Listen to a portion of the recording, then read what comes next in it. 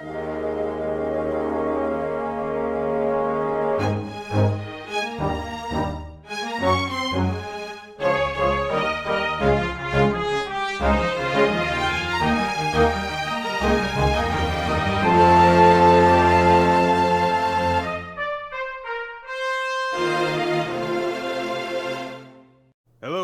welcome to Weekly Manga Recap here on February the 7th of 2024. It's 24/7 kind of ish. Sure. Yeah. 24/7. Yeah, I can get behind that. 24/7. Imagine. 4. Yeah, I was gonna say. Imagine if that is how they decided to relay the date to you. They're like, it's the 7th. Oh yeah. Of what? 2024. Like the 7th day. So January? No. You've gotten too far ahead. Or you're too far behind, I guess, rather. So it's July? No. Absolutely not. Nope, not even close. How's Nick? Nick's all right. A little tired. I took a nap right before we started, but I think I'm doing okay. How's Quinn? Quinn's good. Quinn just made a complicated meal. She's proud of herself. It did taste amazing, and I don't know how to like chop things. I'm still kind of learning how to get good at cooking, and like chopping things has never been my thing. I've very much been like, this recipe calls for garlic. Time to pull out my jar of minced garlic and put a couple spoonfuls in because chopping garlic is too time consuming. So one day that's a skill I'm going to have to learn, but I did enjoy getting to make a meal, and now I know how to improve upon it next time. I've tried to. I occasionally do help Nicole with food prep stuff, and when my mom found out that we had a mandolin slicer and that I was scared to use it, she got really mad at me. I was gonna say that's the safety net item. I mean, anything with a blade can be dangerous, but yeah, I think it's a lot harder to cut yourself on a mandolin slicer than it is to cut yourself with just like a regular kitchen knife.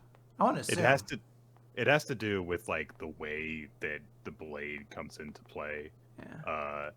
And also Nicole has hurt herself with it a couple of times. So oh no. Up until we got one that was like, completely like you don't put your hands near the blade. There's like a bunch of handles and you have to assemble it into what looks like a child's toy, essentially, with all these giant mounds of plastic sticking out so that you can, flip the handles to load the Nerf gun and stuff.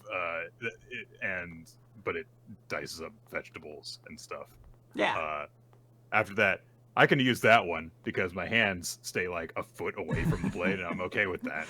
You're essentially watching a vegetable go down a bowling lane. Essentially, you're just like, it'll get to the end. I don't have to do anything from here. I'm not quite like Mina levels, but I feel like I am sometimes. My fingers, so. No, I mean I understand that you don't want to lose any of your fingies. No, I need them. Yeah, your fingies are so important to you. As has been established throughout this podcast, I believe. Absolutely.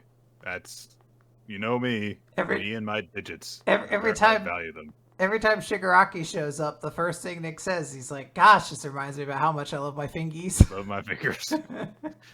Every time that Sukuna gets a finger, I'm like, oh, he shouldn't be destroying them like that. He should be putting them on his hand. Yeah, get them on ice. We could still reattach these, maybe. What's with this stupid son of a bitch demon? Why is he eating his own fingers instead of consulting a surgeon to have them reattached? Yeah. That's how you get your power back, obviously. Run to an urgent care clinic, stupid. What are you doing? Just to Eugene, he's got like 15 fingers attached onto his wrists and stuff. Ah! He's like, actually, they all work, so this might have been an improvement. Kind of okay. I'm very good at chopping things now, and, it's improved my love life. Let's just say that. I can see that. Yeah. Nick, let's talk about manga, right? Wait, I think I might have inserted the step as to why there, but now I'm concerned about the chopping improving your love life.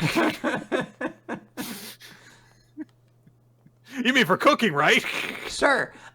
Let's talk. We have so many manga to talk about. Only a couple of irregular series, but this is a significant week for a lot of series, so let's get right into it. We're going to start. There's no My Hero Academia, so we're going to begin with Undead Unluck, number 193, Unstoppable. Yeah, that Shigaraki comment was the extent of the My Hero Academia banter for this week, so see you next week, guys. Well, hold on. I'm probably going to reference Jiro sometime before this episode ends. I don't know why you would ever do that, honestly. I don't know why, between the two of us on this podcast, why one of us would reference Jiro at all. Oh, that's right. Well, I panicked. I was trying to think of a character. I'll reference Tetsu, then you reference Jiro. Okay. So, we start in a flashback showing how Top managed to survive his tragedy. And the reason he stopped is, or he survived and didn't kill his friends, basically, is he runs into a Shin, who, as we know, has an unbreakable body, much like Tetsu from My Hero Academia. Got that in quickly. All right, don't have to worry about it now. Done and done. And Top is stopped safely, and it's just like, who are you?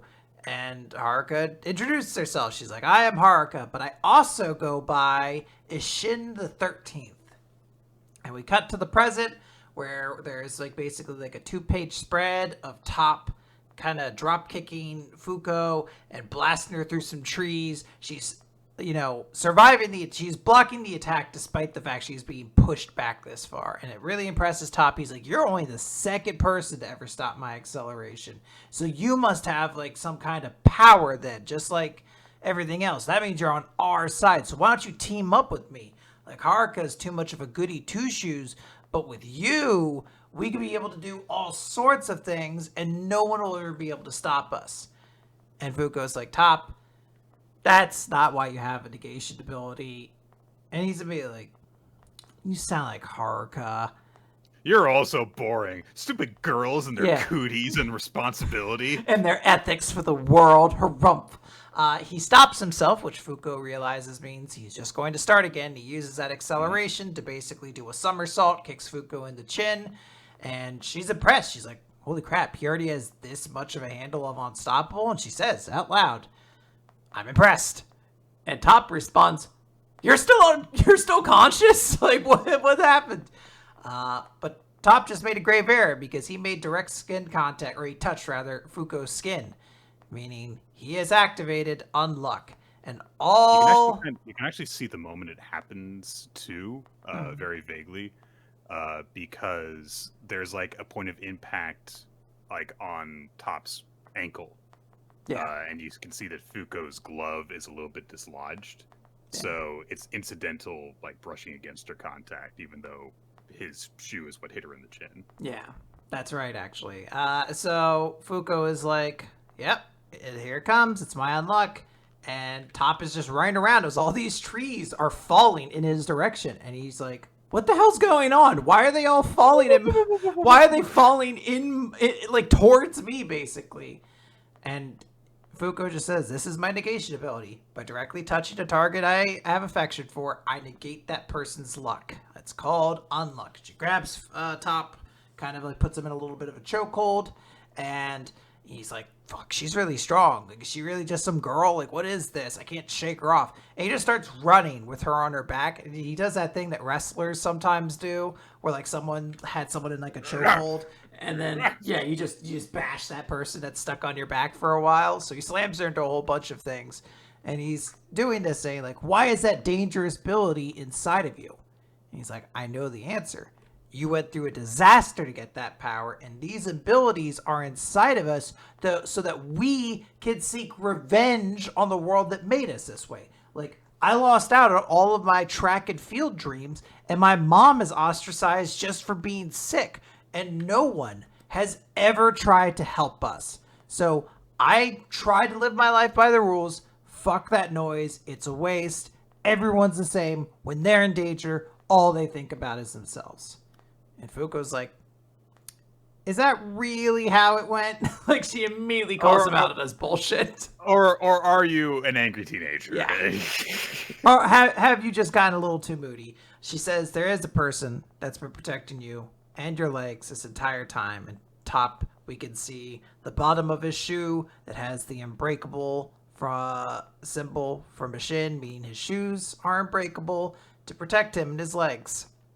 And at this point, we see that Top has a little bandage on his cheek. That wasn't there before. There was a bandage on Fuko's cheek, not Top's. Yeah. I'll bet that he's going to take that off soon, and he's going to just reveal that there's a very easy-to-miss scar on his cheek now, and that'll be his character redesign. Yeah. To, like, time skip everybody. It's iconic. Fuko has used the bad bullet tape. She basically took a tape that she's had on her body for 1 month, and she put it on Chop. So her unluck is activated, and it causes a landslide. Top is panicking. He's like, oh my god, did I overdo it? Is this part of her unluck? He doesn't really quite understand the mechanics quite yet. And then he realizes, like, oh my god, my mom's house is going to be in this landslide. I have to go save her. So Fuko, like, tries to contact a couple people, but she realizes Top is kind of running off very quickly. And she's like, wait, I need to kind of catch up to you. As Top's like, oh my god, I shouldn't have messed with her. She was too strong. If I had been goofing around, Mom, I'm not gonna make it. And as he gets there, there's a hand holding out towards him, and it's Haruka's hand. And she grabs onto Top, and we see that she has surrounded Top's mom's house with an unbreakable sphere. And she says, yeah, I made these preparations beforehand in case anything happened. There's a quick joke where Julia is also there, and she's like, give me back my wallet.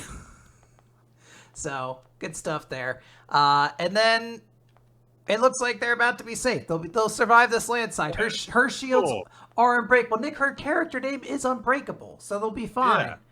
Yeah. Turns out, I guess, like, her innards aren't unbreakable because UMA Beast has shown up and has just made a loud roar, has screamed, essentially, and we don't quite know what the extent to the damage is, but we see Haruka is just bleeding. She's just dripping blood on top of Top, and UMA Beast has entered the scene. Already in phase 2, Nick, so you can just skip the first phase. That's great, Yeah.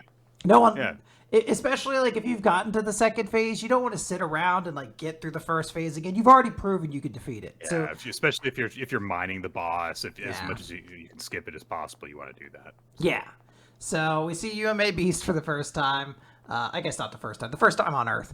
And they are going through the whole thing. So Ninja is pointing out Sick was also in phase 2. That's because phase 1 was the tiny ones, I believe. Mm-hmm. I don't know if there was supposed to be any kind of phase 1 to Beast or anything like that. The juniors, I think is what they called them. UMA Beast is just like, the first second I get down to this Earth, I see nature being destroyed. Must be nice to be so privileged, eh, Vessels? And he turns his attention to Fuko and says, I owe that partner of yours. I'll hunt you and take your head as a souvenir. Unluck. So there we go. Yeah.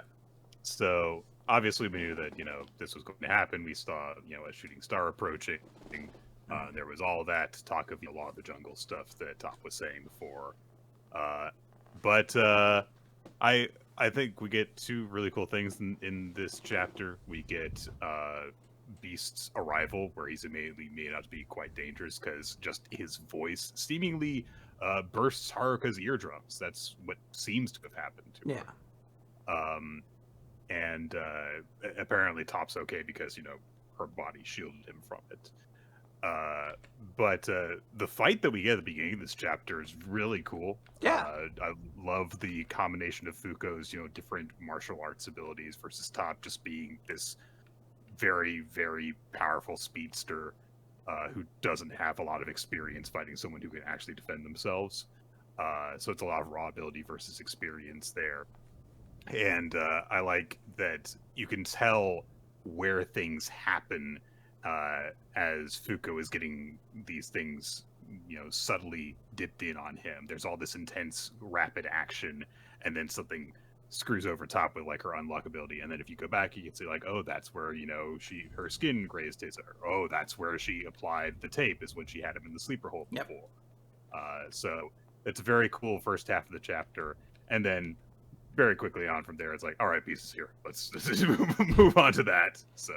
I am very curious to see what they're going to do for a fight here, since so much of the fight against Sick was like, we have everybody. This is Yeah. Smash Brothers. The whole gang is here.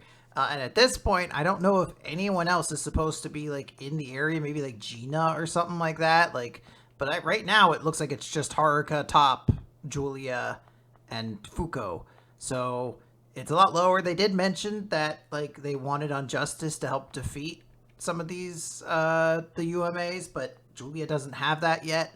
So it'll be very curious to see how they manage to like keep this guy feeling as like impossibly strong as Six was, because there hasn't been like a specific like training arc, power up, or anything like that for these characters. Like Top has some measure of control of his abilities, but it does seem as if we might just generally have a smaller unit to have to deal with the guy with, well, which could spell trouble considering that he is assumed to be stronger than Sick, because Sick was only the 10th member of the council. But we'll see. Yes, so it's cool stuff. I like this chapter a good bit. But Nick, now let's talk about a different kind of teenage angst. This is the angst you have when you lose your sports match. Yeah, and I can relate to that because I did sports in high school. Did you? Yeah, I was good. For a moment, I believed you, and I was like, hold on, Quinn, what sport did Nick play in high school? If you had, there was a brief moment where you're like, Quinn, my team was in the baseball world championship for high school teams. We were in I was on ESPN. Yeah, we were in the American Kyoshin. That's a thing. Yeah. There's just this random stadium out in the middle of Missouri that's called the American Koshin. Yeah. Oh, there's the Koshin. Yeah. Not 364 days out of the year. That is the Kraft Cheese Delicious Stadiatorium. But one day out of the year, we call that the American Kyoshin. They celebrate the baseball world championship there. Well, it's just America, but... It's the Japanese High School Baseball Championships of America. All right, Blue Box, last chapter, Taiki took Chinatsu out to a river, like have a quiet place for her to, cry and get out all this anguish she's feeling over getting injured in the basketball tournament and her team losing, and she's just gotten done saying, "We lost because of me." Yeah. That's and then we get our chapter 135 title, very obviously a response to that. That's not true. But we don't get that moment just yet, because Chinatsu, just gets kind of works through all of her thoughts that came out into that big exclamation, which are look, I was the captain of the team, and the class before us got to nationals, but I couldn't lead our team to nationals, and everyone did all those tough practices because I insisted on it. I put your family through trouble, my parents through trouble, because I wanted to go to nationals, and they all backed me up. Everyone had high hopes for me, because I didn't want to have that feeling of unfulfillment and frustration before. That's why I practiced every day. But despite that, and she's grimacing and crying, and she says, "I'm lucky to have people who tell me how impressive I am for practicing more than anyone else, that my dedication shows in how I'm the first to arrive every morning. I touched the ball more than anyone else, and I was told that was a worthy goal, and I was so happy to hear that, and it was a source of pride for me, and I was so confident. But I got injured, I couldn't finish the game, I never got to show everything I worked so hard for, and now it's all over. It was all for nothing." And we get this huge, very upsetting 2-page spread of all the moments of Chinatsu practicing, not just from the present, but going back to when she was a little kid first getting into basketball. All the practice she has done for close to a decade, it seems like at this point. Oh. And then on the very end of it, she's just crying and saying it was all for nothing. Yeah, It's rough. As we'll get into, Taiki has a good response to all of this. There is one of those things that you wish a popular sports figure could walk by at that point. Michael, don't feel that way. Yeah, Michael Jordan, what are you doing here? He's like, I just wanted to let you know that there's actually a future for yourself beyond high school. And you don't have to put all that weight on your shoulders just now. And she's like, actually, get out of the way. Conan O'Brien was behind you. And he just starts I sucked at sports in high school, but... he just starts doing the string dance. And they're like, yay! Get out of here, Michael Jordan, you suck! Eat shit, die, Mr. Jordan. I'm watching Conan O'Brien. Now he's doing self-deprecating bits. What a weird turn this is taking. So, in the actual round of the manga, Taiki gives Shinatsu a hug and says, "That's not true." And he starts to say it again, but there is this massive sound of wind brushing through the leaves and the foliage around them. And so Taiki just kind of gets this determined look on his face while he's, trying to comfort Shinatsu. Yes. And then we leave that scene behind. Kind of surprisingly and suddenly, we instead check in with Kyo and Ayame, who are at the pharmacy together. Kyo's... Ayame says, "Hey, you didn't have to come shopping with me," and Kyo says, "So I wanted to buy a few things before the tournament." Ayame is like, I was going to come here anyway, so I could have gotten them for you. But Kyo says, "I don't want to treat you like my errand girl." So, yeah, that's nice. Yeah. And hey, they're at the store together, yay. And Ayame's like, "This is the first time we're out together and we're not doing anything romantic." It's like, "Oh, honey. Oh. Just tell him, you idiot." Yeah, they're in such a weird, awkward place right now. You feel real bad for her. She's really she's like, "Oh, this is kind of like a date, but all we're doing is fucking shopping at a convenience store." And Kyo asks her if something's wrong. She's like, "Nah, everything's fine." But Kyo's family happens to be in the same store. His mom and all his little siblings. So, his little siblings run up to him and stuff. And they're like, "Big bro, buy us candy." Don't you miss being that old where you're just like, I could just be selfish. I could just run up to people and be like, "Get me chocolate. Give me cookies. Buy me stuff. Do it." I haven't done anything to deserve it. I just want it. I guess it's better when you reach a point you're like, I do just want candy, and I have my own money in a card. I could just go out and could just go out and procure it when I want. But there is a joy to that point where you could just be absolutely obnoxious. They do a speed run of every annoying thing younger siblings can do. There's an entire page which is just that. And the second thing that they do is they look at Ayame and say, "Is this your girlfriend?" And I do love their reaction, which is a classic. Yeah. This, of course they think that. A guy and a girl around the same age out together, of course they think that. But then they start arguing over whether or not Ayame could be Kyo's girlfriend. Yeah, they're all like, Ayame's too pretty to be Kyo's girlfriend. And Kyo's terrible. He doesn't know anything about romance. So. Yeah, he has no idea how to charm a woman. So, of course, he has to go in and be Big Brother to be like, "Hey, eat shit, nerd." He throws it into a freezer. You don't have an allowance. I should correct myself. This is a pharmacy, not a convenience store.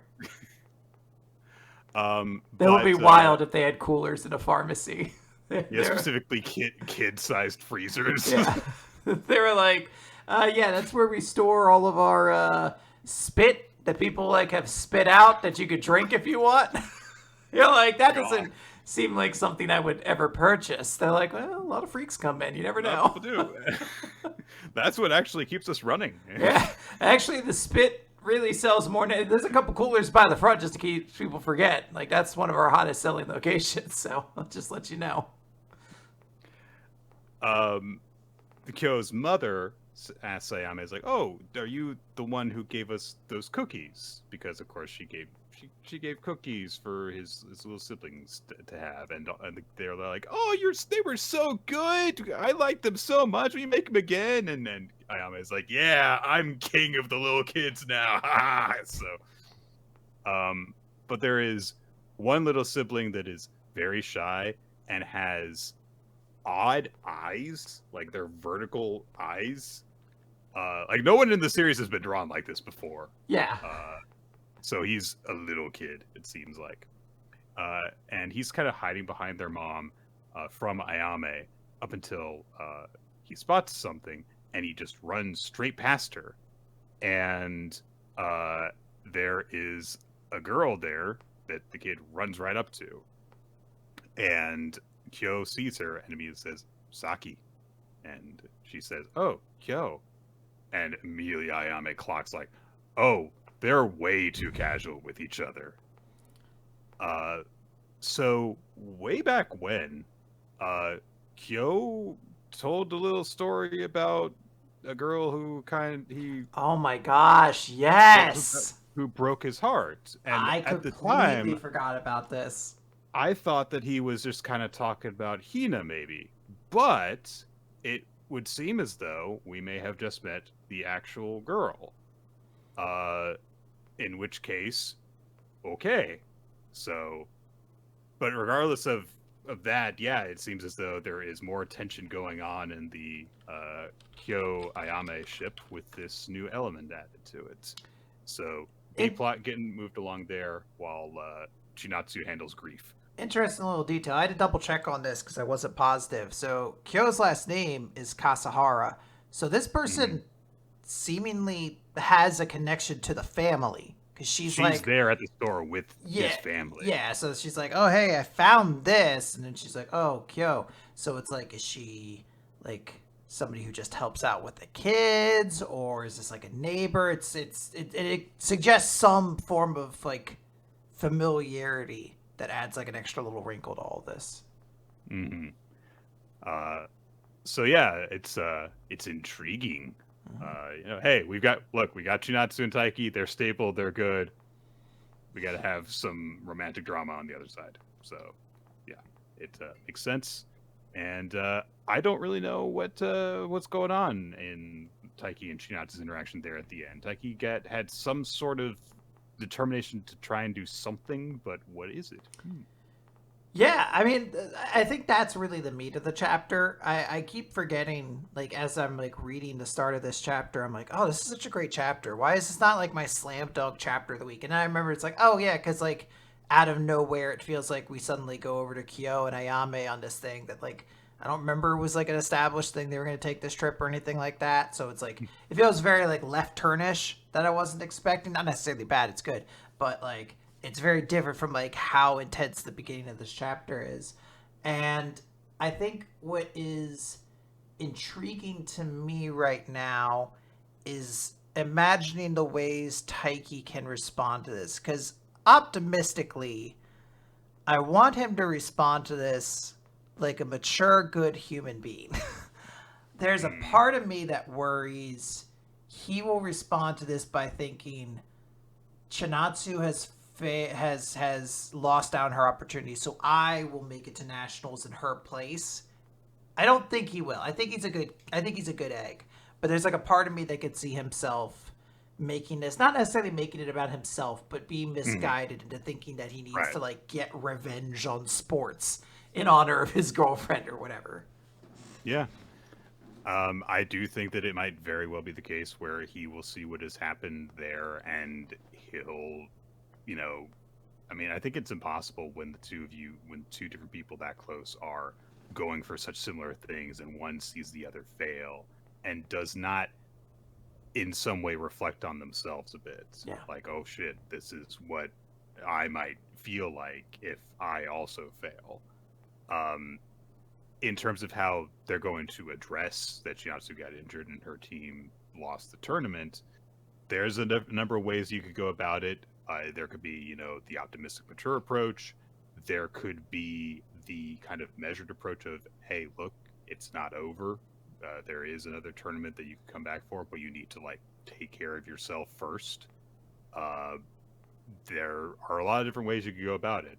And Taiki has been a very positive, good boyfriend so far. So I'm hoping that will continue to be the case because that's what I come to the series for, is for couples to make good decisions, basically. Yeah, that's my hope as well. I don't think it is going to be him doing something stupid, but there's always a part of me that knows how romantic series need drama and conflict.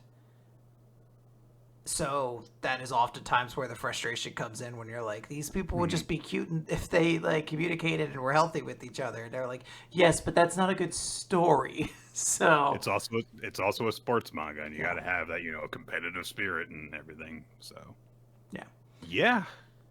All right, Nick, let's talk about Kaiju number 8, number 101. Yeah. It's an Ichikawa gets to show off chapter. He reflects on how he's always wanted to be there, to be side by side on equal ground with Kafka, and Kafka starts going ahead, and Ichikawa covers him. He freezes a massive Haichu in front of Kafka, who shatters it and charges straight through it. And Ichikawa's like, I'm just going to prove that I can leave things to you without you having to worry about what's going on here. And they go after it. We see Iharu also kind of encouraging Ichikawa on from a distance. There is a moment where a really, really massive kaiju blasts some sort of laser from its face hole, and Ichikawa summons all the wings together to form a massive shield, and then somersaults over it and just freezes it. So get fucked. Yeah, sucks to suck, nerd. And then he reflects on his experience, growing up in a world ravaged by kaiju, how he lost his parents and his older brother in a cataclysm. His school was obliterated, and his grandmother cried every night over her lost family, and no one ever came to save him from that situation until a kaiju attacked, and Kafka tackled him to safety. And he says to himself, the first time in my life I met a hero, and ever since that day you've been my role model. Again and again and again you've saved me. Literally sometimes, of course, because they've been through kaiju incidents, and Kafka has helped out Ichikawa. And so Ichikawa's like, this time it's my turn to save you. And he keeps on freezing kaiju, and he's like, I'm gonna make a path for you. Everyone's in amazement over how powerful this numbers weapon is, and there is a moment where there is a bit of tension where a massive kaiju attacks him from above. Somehow this thing ninjas him of oh man, I'm 300 feet tall. I hope I passed my stealth check. He crit. You're like, I mean, there's nothing. He crit. What do you want us to do? All right. It was a 5% chance. He nailed it. And so everyone's like, oh my god, it was lurking in the skies. But Kafka just gets on the radio and says, Ichikawa, I'm taking off. The rest is up to you. And sure enough, the thing's arm, ice starts going up its wrist all the way to its shoulder, shatters the whole thing. Ichikawa is completely unharmed because he protected himself with his wing stuff. And then he just laser ice beams the thing apart. And he thinks to himself as Kafka goes off, please go, don't turn back. For me, there would be no greater honor than that. So Ichikawa is powerful. That's the chapter. Cool. Yeah. So, this is a sentiment that is being echoed here in the chat. It's kind of how I felt in this chapter as well, which is we feel like we have kind of been in the same chapter for about 3 chapters in a row now. Kafka's gonna go rescue Mina. Kafka's gonna go rescue Mina. Kafka's gonna go rescue Mina. Yeah, they have all had different and explicit purposes to them. Hey, all of your friends are here to help Kafka. And then I can't even remember what last one was. Maybe that was the one where it was hey, all of your friends are here to help. And then this one is specifically Reno is going to show off his personal motivation for wanting to help out Kafka. And all this is fine, necessarily. But every chapter has ended in the same way, which is go, Kafka, go save Mina. And then we as the audience have sat and watched that happen again and again. So it's not necessarily bad. And this is probably the best version of those ones. As I mentioned last time, I was like, I don't give a shit about most of these characters. They're trying to be like, don't see Kafka, all of your friends are here. I don't care about them. But like Reno is a significant character, and I'm glad to see his thought process here. I think it works well. I just need the next chapter of Kaiju number 8 to be Kafka fucking saving Mina. I can't, if it's another chapter, some of you are like, all right, sir, now you can go. I'll help you get to her.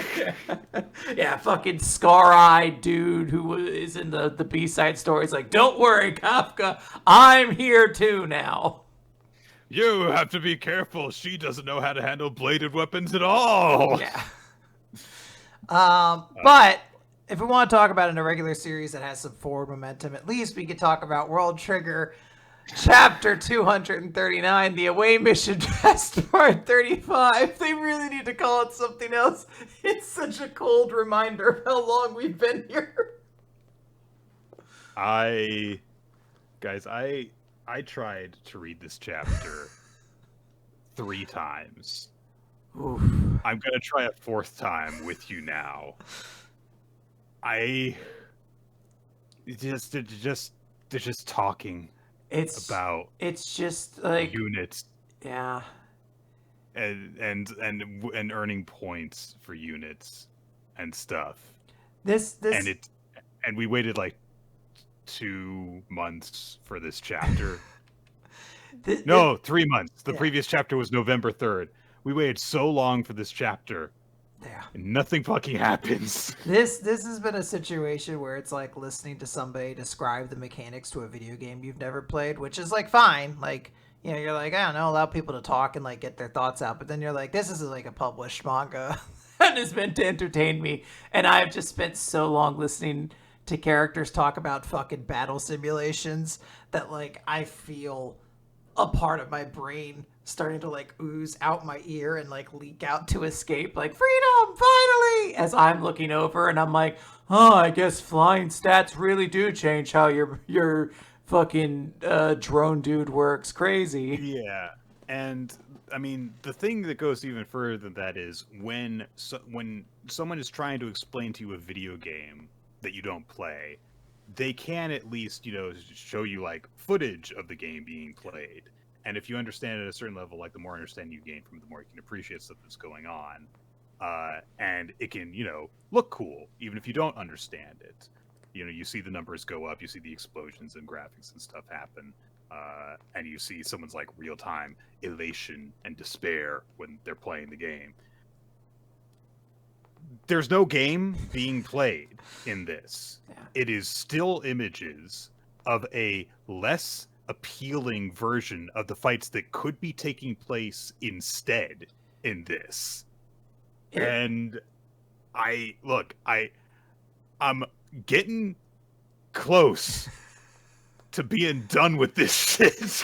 Yeah, I mean, like, there's funny stuff. Like, yes, Akoma makes a poop robot, and he's really ashamed about it. And it is legitimately a very funny joke, because everyone else has made, like, very thought-provoking designs, and he just looks at his constantly, and he's like, why did I make a poop robot? That's very funny. But the fact that, like, the narration just keeps going on, and like characters will be like, what's the thought process behind the robot you made? Like, oh, well, mine can be good at rescuing people. What's the thought process behind yours? Like, no, hold on, Quinn. We're getting ahead of ourselves here. We need to analyze the movement type attributes and the different things that different numbers of legs can do, and the different hexes and elevations. It's so long and boring. Yeah, there's entire thought processes put out there, and like, I get it. I do get that there is a level of character intrigue from some of this. There is like a whole thing, like Wakamura originally refuses an idea that someone suggests because they're like, I think I figured out a loophole in the system. And it is meant to show that he does have some level of authority and there is like a logic in his brain. Like the A rankers, honestly, if you really just want to read this chapter, just like scan ahead until an A ranker says something and I'm like, good, they have just summed up they summarized everything. They're like, yes, no. It was good that he said that because it shows he's not going to take the easy way out. I need to have my 4 pages of Taichi's stupid power fantasies with his bullshit like, oh, this way attackers will never catch me. Yeah. This is honestly like the one thing, honestly, that at first I was infuriated when I read this chapter. It was like fucking Taichi with his stupid stuff. And then I was like, oh, wait a minute. Taichi's going to try some of this stuff and it's going to blow up in his stupid face. And then I will like it. The main thing is that the chapter then ends on a cliffhanger of them being like, so all these squads with their different strategies, surely they will win. And I don't even remember characters' names anymore. All I can think about is shit. Makoru, I don't remember this guy's name, but the Miwa, I want to say, is like, no, the victor today will likely be Suwa's Squad 7. Close up on Osamu. No follow-up. We'll hopefully get a chapter next month to explain it, but it's just one of those things where I'm like, I feel like I have learned nothing. I am always happy Ashihara creates something, but there is a level of just like, look, I have put up with 35 chapters of this away mission. Chapters.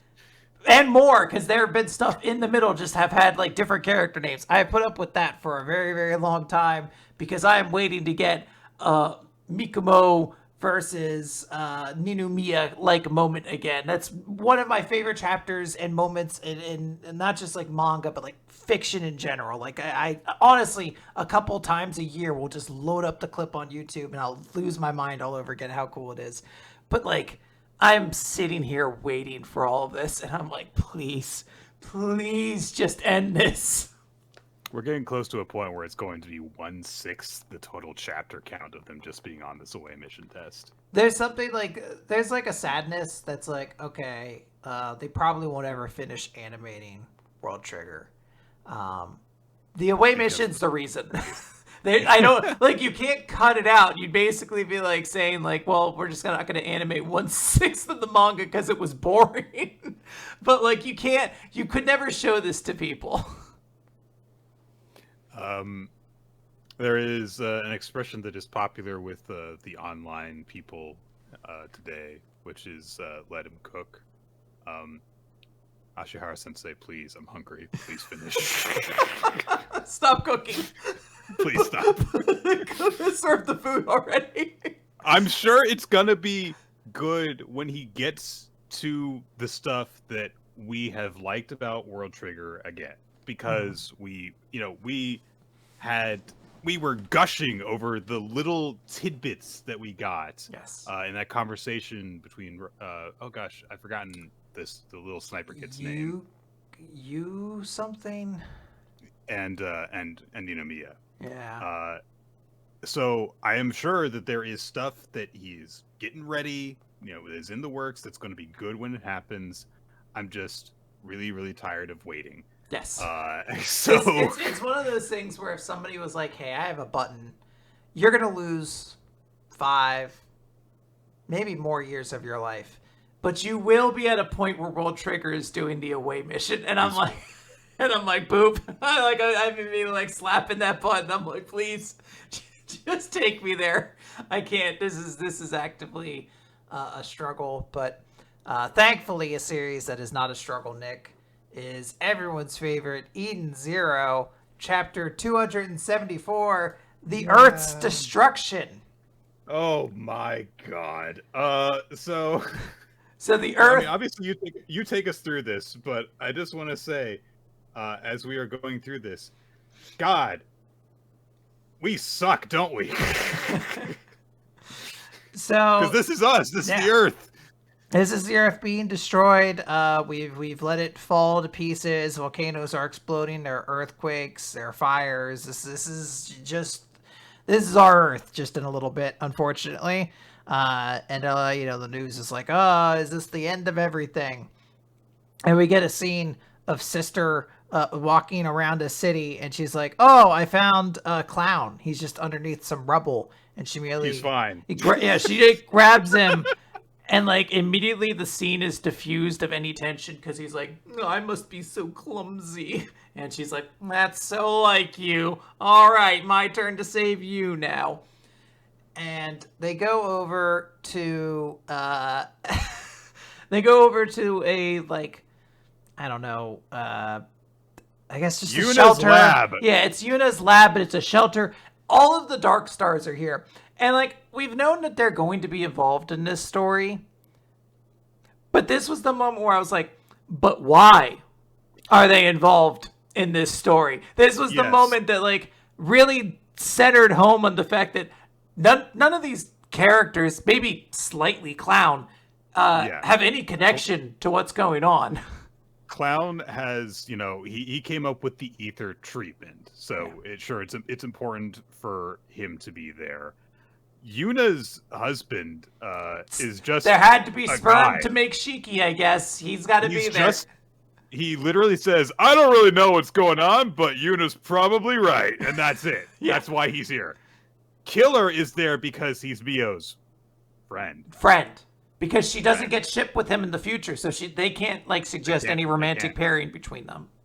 Right. So they're just friends. Yeah. And so he's just there. And Mio is like apparently is also a great hacker in this reality too, I guess. She was always a genius hacker. My favorite is Brigadine, who like he's there, and we know that he's friends with Valkyrie.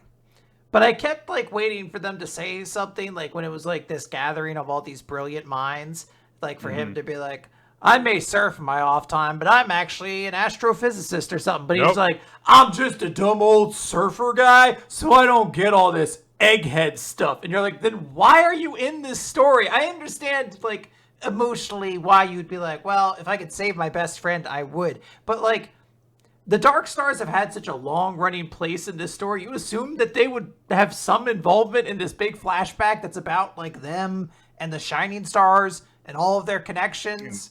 Establishing how they are counterparts to the Shining Stars, like direct counterparts in some cases. And no, like only one of the four of them is really special in terms of like their ability to do anything. Yeah, it's complete nonsense. This felt like a moment where Hero like created the Dark Stars to be a mirror to the Shining Stars. He's like, what does that mean? And then he was like, I'll cross that bridge when we come to it. And he's currently driving over the bridge now, and he's like, wasn't there something I was supposed to do with this bridge? So they're like, hey, we just got to use the ether gear overdrive thing. Like the governments haven't allowed it, but we're just going to do it because fuck it. It's to save humanity. We think that the earth will change shape and it'll probably like start to purify itself, which will put a stop to things, but like it'll also go into a hibernation, so who knows, but the governments aren't gonna allow us it, so fuck it, we're just gonna do it. It's to save everybody. And we get every character basically agreeing and saying like, yep, I think we should do it, this is a good thing, let's save the world. Cut ahead forward at some point. Again, we know that this flashback is being watched by Shiki and Rebecca and a bunch of other characters, but they are not here to let us know if they are observing any of this. So you just know that this scene takes place later because Ziggy has shown up on the planet, and he's like, There is a broadcast happening on a screen on one of the buildings. So, like, the implication is that like almost everyone is dead, but apparently they're still broadcasting. So, or it's like a frozen image. I have no idea what it might be recorded. Yeah. So Ziggy's there, and he's like, I thought I would find Mother here, but instead I find this world of death. Oh, but there's a life sign here. And he opens up a vault, and we see all of the Shining and Dark Stars dead on the floor. Witch specifically cradling a young baby Shiki. And he's like, oh, all these people are dead, but this baby is alive. And he grabs the baby. He's like, what am I feeling? Whose child is this? And what happened to these humans? And in that moment, the ether starts rising and becoming grand. And Ziggy is overwhelmed by it. And there's a big light. And he sees a giant woman in space. What am I seeing? I think he was like looking at the bodies and being like, oh, one of these human women must be the mother. I should take off her clothes and put her in a tube and put that in my base. He's like, I feel like I have perhaps done myself a disservice by not putting her in a tube naked and just seeing what happens, collecting her mom energy, which I guess technically is what they are trying to say, that mothers and it's all just nonsense, I suppose, but it is what the series is putting forward. It's just very dumb. This flashback sucks, and there's no emotion to any of it. It's just like I don't like to make the comparisons between Fairy Tail to One Piece or Hero's work and One Piece because it's like it's not a contest, you know. But it's one of these things where like we just spent like 2 months essentially in Kuma's flashback, just like preparing to like emotionally devastate us with like Kuma's parental relationship with his daughter. And then in this, there's not like any details about what's going on. It's just I have given my baby I love, I protect so much, this is important, and like it's meant to carry like the same level of like significance. I don't care. Like I've never even seen fucking Witch interact with her stupid fucking baby. So this is all just very annoying. It's very weird when you consider how long we've, been preparing for this flashback with all those various chapters that had the little snippet at the very end that showed a glimpse of this world, and how through all that it was like, okay, we're in this flashback now, and it feels like nothing important happens. Like nothing is really gained from going through this. Yeah. That couldn't have just been summarized in the conversation between Mother and the others. Just like, why did we need to actually like see this sequence of them talking about stuff happen? It was basically the same conversation they had in the last chapter. Oh, we think if we do overdrive, then that'll save everything. And of course, we know as the audience, because they keep saying, oh, when the planet overdrives, it might take a different form. It's like, it's Mother. Yes. She said that she was the planet before. We know that. So, but we spend like 3/4 of this chapter with them building up to that. So the only thing that we really see is like, oh, well, how did Siggy show up in order to like, find Mother and make this agreement? Well, he showed up, obviously. He landed on the planet. He found Shiki. It's also like weird time. And Mother was there. Yeah, I was like, it's also like weird time loop stuff because it's like, well, why is he at this planet looking for Mother if Mother doesn't exist yet? Like in that weird way, like Mother doesn't exist. Mother would have to exist for him to know there's a Mother to go find, and then the planet turns into Mother. So it's one of those like time paradox loops that there just always is a Ziggy, and they're always searching for Mother, even if Mother has not actively become a thing yet. Yeah, it's weird, and it feels like none of this needed to happen. So, but that was great. Speaking of series with weird space babies, Nick. Yeah. So, hang on. What's this thing called? Astro Baby. Oh, are we doing that? Isn't this a jump start? It's a Jump Plus series. Is it? Yeah. Oh, then fuck it. I was really positive this was the new series that debuted in Shonen Jump, so I was like, I guess we gotta talk about the weird space baby thing. If I don't have to, now I'm gone. We're out. Let's talk about Cipher Academy, Nick. Let's go from a series debuting to a series ending. Yeah. All right. Interesting. It was mixed in. It was mixed in with everything else. So I was like, oh yeah, this was to come out on Sunday like everything else. I just didn't even. All right, I didn't read it. Sorry. So. No, that works out perfectly. I truly didn't read it until I was like waiting in the stream call, and I was like, gosh, fuck, I should have read that series. It just came out. I'm so dumb. Oh well. So it's Cipher Academy, final chapter, chapter 58. As long as it ends well, it's all good. As we left off last time, after 2 years had passed following Iroha becoming the Code Emperor, he is off in the wilderness by himself. We get some narration that kind of recaps that, oh, yeah, they couldn't stop all the wars because, human nature and all that stuff.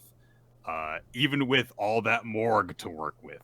However, and perhaps since we used it in such a useless way, we were able to avoid the inflation that Hakanage-san had been worried about. I don't know why that's a priority if you're going to just spend it all, but whatever. So, and they say that they probably only stopped 1 out of 50 wars, which indicates there's a lot of wars going on. A lot of wars, yeah. And so they're only really just kind of getting started in their anti-war efforts. We get the 2-page title spread, which is very cool and dynamic because it's like everyone throwing Iroha up in the air. And so like you see people like all sorts of different angles because it's shot from above. It's a neat effect. Yep. We can even see that Upside Down Girl is heading upside down. And so, yeah, we get to see all of our favorite characters one last time, Nick. I mean, everyone is in this shot, yeah. so. So if you were curious, you're like, I wonder what happens to Kwoka Edashite. The answer is they do show up.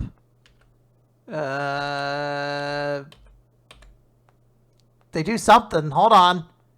They're giving a piggyback ride. There we go. They give piggyback rides. Yeah.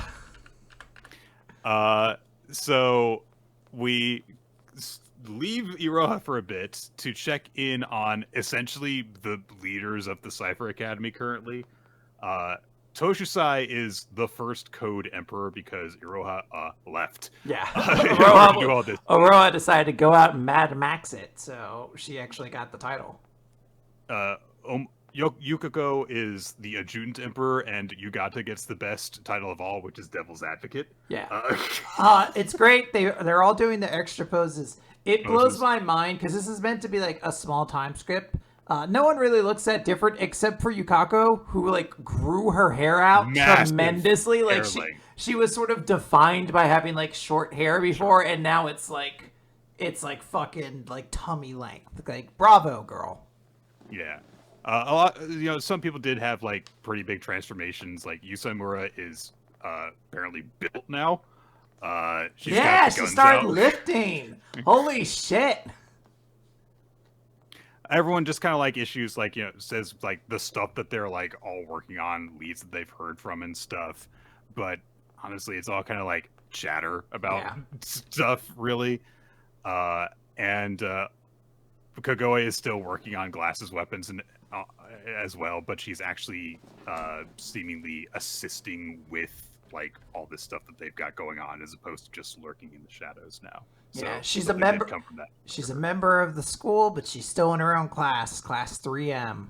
Mm-hmm. They also say that they have made some headway in getting rid of the toy guns that Toshusai had created, but they've still got less than half of them. So it's one of those things where it's like, look, they've got a long ways ahead of them, but they're doing stuff at least. True peace will take time to actually achieve. They also raised the point of like, well, why is Toshusai called the first emperor? And she's like, I'm the second. It happened in the unofficial virtual space and stuff. Iroha was the first Code Emperor, even though it was never official, basically. And then you got to raise the point of like, hey, so the meetup day for the group operation is coming up soon. And I do like how she almost uses Toshusai's nickname and then stops herself. And then Toshusai's like, yes, Tayutan, just immediately. It's like, yeah, I'll use the nickname, sure. And she says, right now, the top student from Trench Academy, which was established 1 year before, but before they can go through that, we are introduced to a plot point we didn't get to wrap up, basically, which is that there is a new member of the academy in their first year, Waun Wasurenagusa, previously known as the Battlefield Dancer. Hey, they saved the Battlefield Dancer. That's great. Saved the Battlefield Dancer, and they're a student at the school now. Hooray. So they keep on talking about, they chatter over some other stuff as well. And Waun says like, oh, I owe you all so much, and you saved me from certain doom. You gave me a name, so they didn't have a name, which is okay. Yeah, I did see people mention, I think that's supposed to be the name of like the missing or like the imaginary student that Class 1A was originally supposed to have. Right, the one that they had the vacant spot for. Yeah. So there they go. They were always meant to be here, Nick. And they also say that they can never thank Iroha enough, although they don't give his name. But they kind of like exchange a look, specifically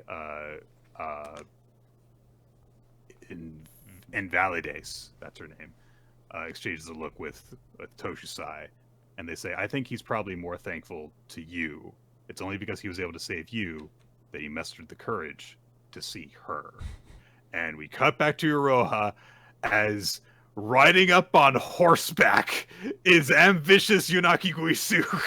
And she's still in her fucking cheerleading uniform. Yeah. She has been a rebel for like 3+ years the entire time. Cheerleading uniform. Go for it. Hell yeah. And Ambitious is like, I'm ambitious Yunaki Guisu, and you are? And Iroha takes his goggles off. Iroha from Cipher Academy. And the two of them kind of like look off in the distance where there is a war going on, and they say, so what's it gonna be? How would a Cipher soldier put an end to this awful conflict? And it's a 7-star difficulty question. Whoa! Because it's a really hard one. And Iroha says, I'll draw my dream with pencil and paper. And Ambitious says, then I'll sing and dance and cheer you on. And they ride off together. She's in the most intense fucking battle pose you could possibly do. And they ride off together on horseback on motorcycle. It's like that. It's like the one good scene from the Ghost Rider movie. Yes. Yes. That's such a great point. And then we just get a montage of, the other students that we've met, hanging out together in different ways. Some of these are really, really weird. Like Yosamura flies a fighter jet. And with the girl from the Dying Words class, I forget her name. I always liked her character design. I thought it was really cool with like the hoodie. But I was like, a character I don't know if she ever had any interaction with in the series. There's like a bit with people playing like mahjong together. Ensa's like one appearance outside of the title page is her dancing, and she's dancing with Waon and with Omamuro, so like all the established like dancer characters besides Iroha, basically. And she has her long sleeves still. She's got her long sleeves. It's just like some of them are like, them like doing codes and stuff, and some of them are just like the kids hanging out together. Like there's a bit where like Kubinashi and some of the others are like putting makeup on Invalidates and stuff. And then there's a bit where Nibisan is just kind of hanging out by herself on a rooftop, but she's looking happier than she has before. We even get to see all the teachers, which surprised me for a moment because I was just like, who's this like BDSM gimp guy? And then I was like, just one of the teachers you've forgotten about, I presume. I really like actually the shot of Kogoe designing a new glasses weapon. It's just a really cool shot. The angle and the way she's holding it up, and she's got the two AIs surrounding her butler kind of one, and Dekii from the virtual simulation. And then we get a credits sequence. Yeah, we fucking straight up get credits. I legit kind of cried when this happened. I wish all manga kind of ended like this as a way to like recognize everyone who worked on it. Yeah, not just like the general like, oh, writer and artist and stuff, but like, no, here's like all the assistants, there's the editors and everything. And I like legit had like music playing in my head when I saw this, because it happens over a bit where we see that Iroha's got a phone on his motorcycle, and he's got little icons for all of his classmates, all the people that he met at the academy. And he gets a little notification from Kogoe, and we don't see what it is, but he smiles when he sees it.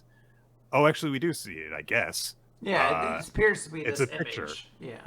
It's everyone with oh gosh, I always forget how to pronounce this word. It's Baumku. Oh god, it's a hard one. Baumkuchen. Baumkuchen is how you say it. And it's just, like one of those, it's at presumably like the post emperor coronation, because Anonymity has like got a crown shaped one that she's putting over Iroha's head. And it's just really cute. Yeah. And that's the end of the series. And I really enjoyed this. Nisioisen, or however you pronounce their name, has done a lot of stuff. Like a lot of stuff. That you've heard of. Like Medaka Box is one of their kind of less successful successes, honestly.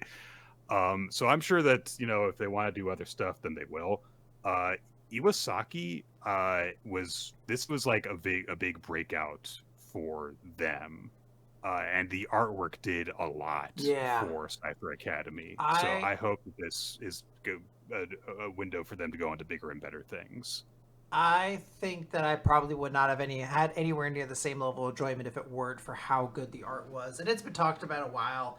This was a series with like 98% female cast, and like none of it was fan service. There's so many unique and fun character designs between these characters. We even got to see like body types get to be played with a little bit towards the end there with some. One of them's a bear. Yeah, like there is just straight up a bear person. We'll never really find out truly all the answers about Kuoka and Ashite. But like this is some of the best art. Like we talked about, I think like last week when it was just a shot of everyone's eyes, and you're like, this is like a collection of different characters' eyes, and you know in an instant who each person is. So really, really great stuff here for the art. And I hope Iwasaki gets to do a really amazing series next, because this art is incredible and I want to see more of it. Yeah. We had a great time talking about Cipher Academy on the show. I'm sad to see it go, because I honestly could have done with this very extra puzzle solving series for a really long time.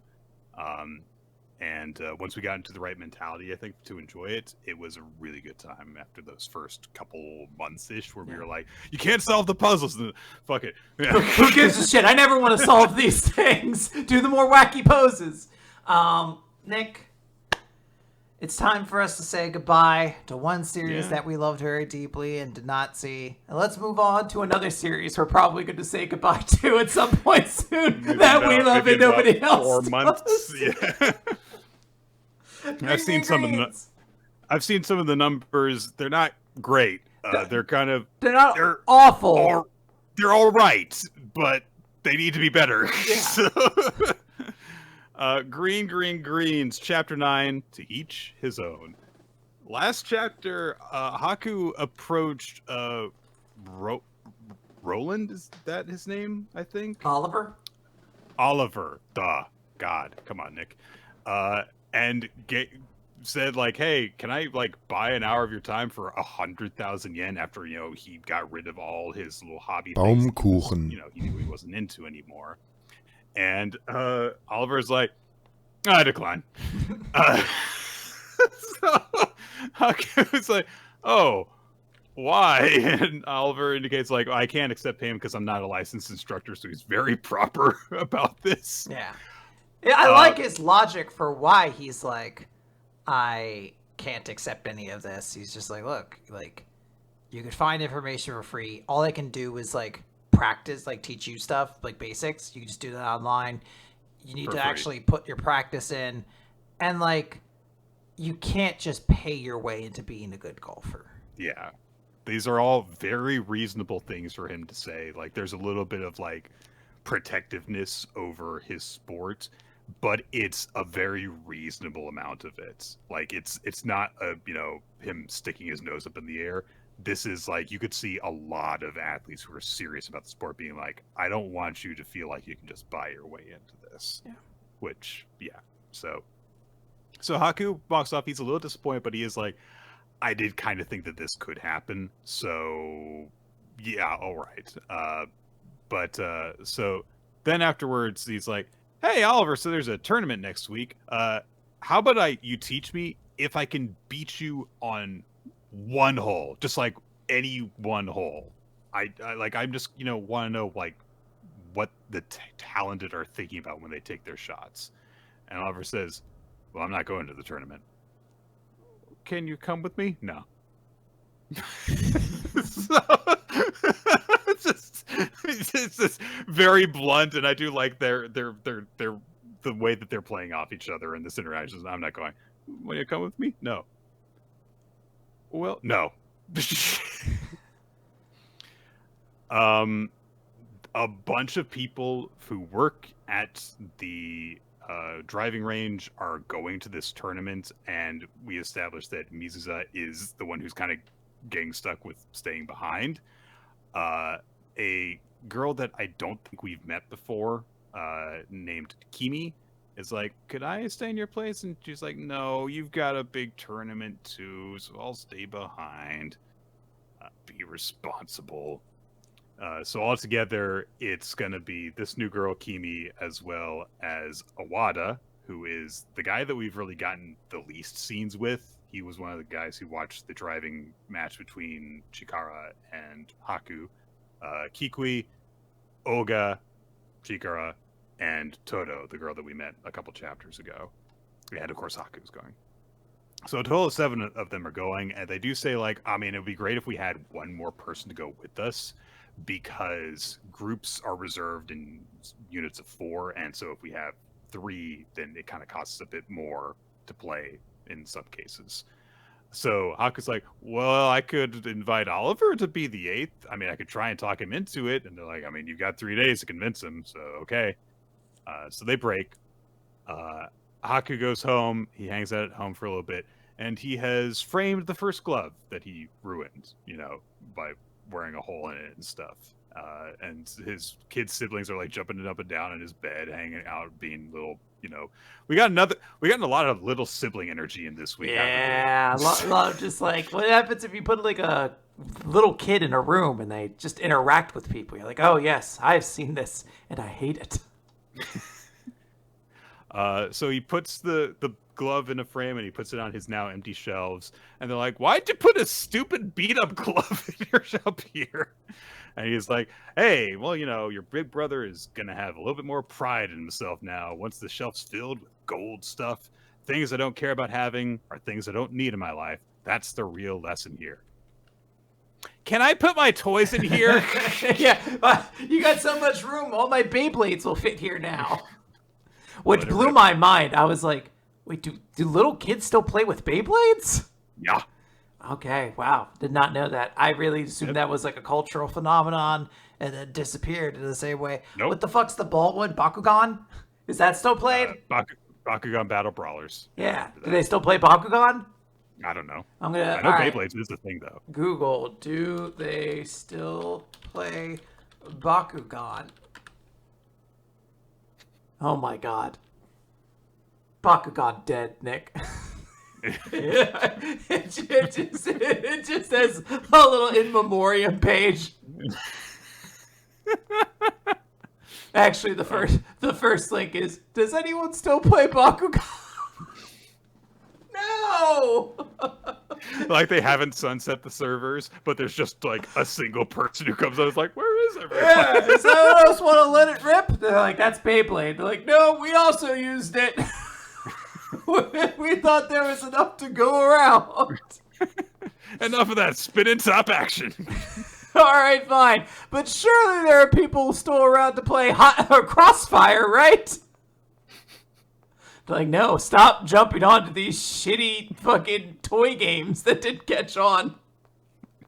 Does anyone remember the Sky Dancers? Come on, Sky Dancers! Oh god! And there was a version for boys. It was called Dragonflies with a Z.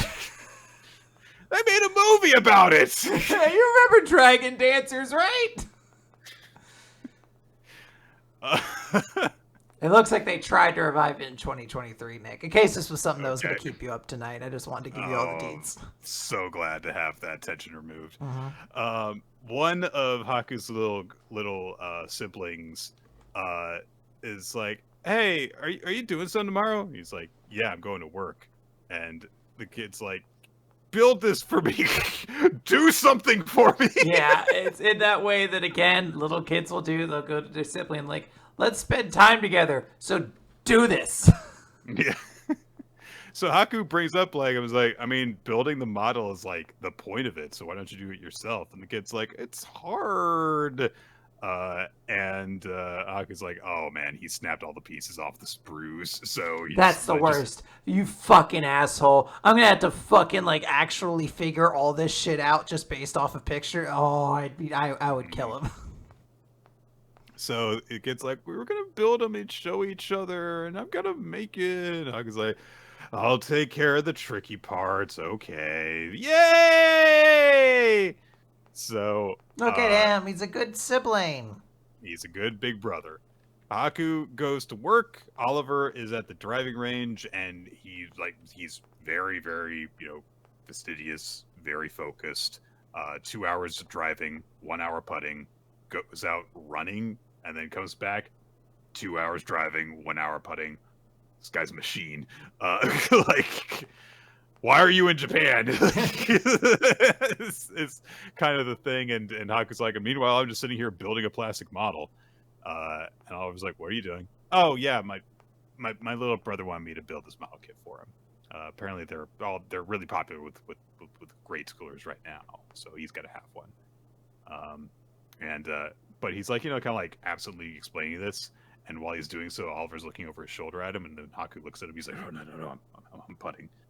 And he kind of looks at Waffles, like keeps on talking about it, and Oliver looks over his shoulder at him, and oh no, I'm putting. When Haku looks, and you realize like, wait, is he interested in this? Hey, do you want to help me build this? And I was like, no, I'm not gonna waste my time on that. But what is it? And so it's this whole like kids anime thing. It's this entire franchise. It's one of those things where you look at it and like, this isn't real. Yeah. But if I later learned it was real, I would not be shocked whatsoever. This is exactly the kind of, Sentai, Kamen Rider thing. Like, the aesthetics of this thing, it's, very kind of chibi-ish. Yes. As well. It's a thing that's apparently called Mass Brave. A name that sounds absolutely reasonable as well. Mm-hmm. So Oliver's like, okay, Mass Brave. Okay, yeah. And Haku says, why do you want to remember that? And Oliver's like, what? Well, if you're just curious, you wouldn't have like made sure you knew what it was after you learned it. So Oliver says like, it's my little brother.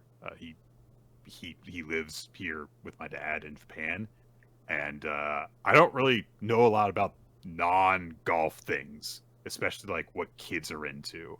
And we've only ever actually met a few times, and whenever I'm in Japan, he just kind of keeps his distance and watches me from afar, and I don't know how to relate to him or what to talk to him about.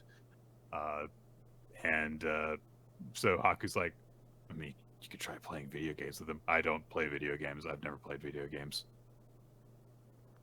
Anyway, we're probably never going to have an actual relationship. There are plenty of families that aren't that close. And Haku thinks of something. It seems that he may have a certain family member that he's not close to. Mm-hmm. And he's like, that's not fine. That's awful. It must be lonely. Like, you care about your family, right? And Oliver's like, yeah, of course I care. And he remembers back to when he was being first introduced to his little brother, back when his brother was a newborn baby with big chubby cheeks. And he's like, I came back to Japan so that I could see my little brother's face again. Aw, he's a human after all. He cares. So Haku's like, okay, well, wait right here. And he brings in his little brother, Sota, who is the one who wanted the model built. And he's like, okay, look, in order to figure out how to get along with your little brother, you're going to, learn from my little brother. And Sota's like, first up is Pokemon cards. Oh, God. Not copyrighted. Yeah.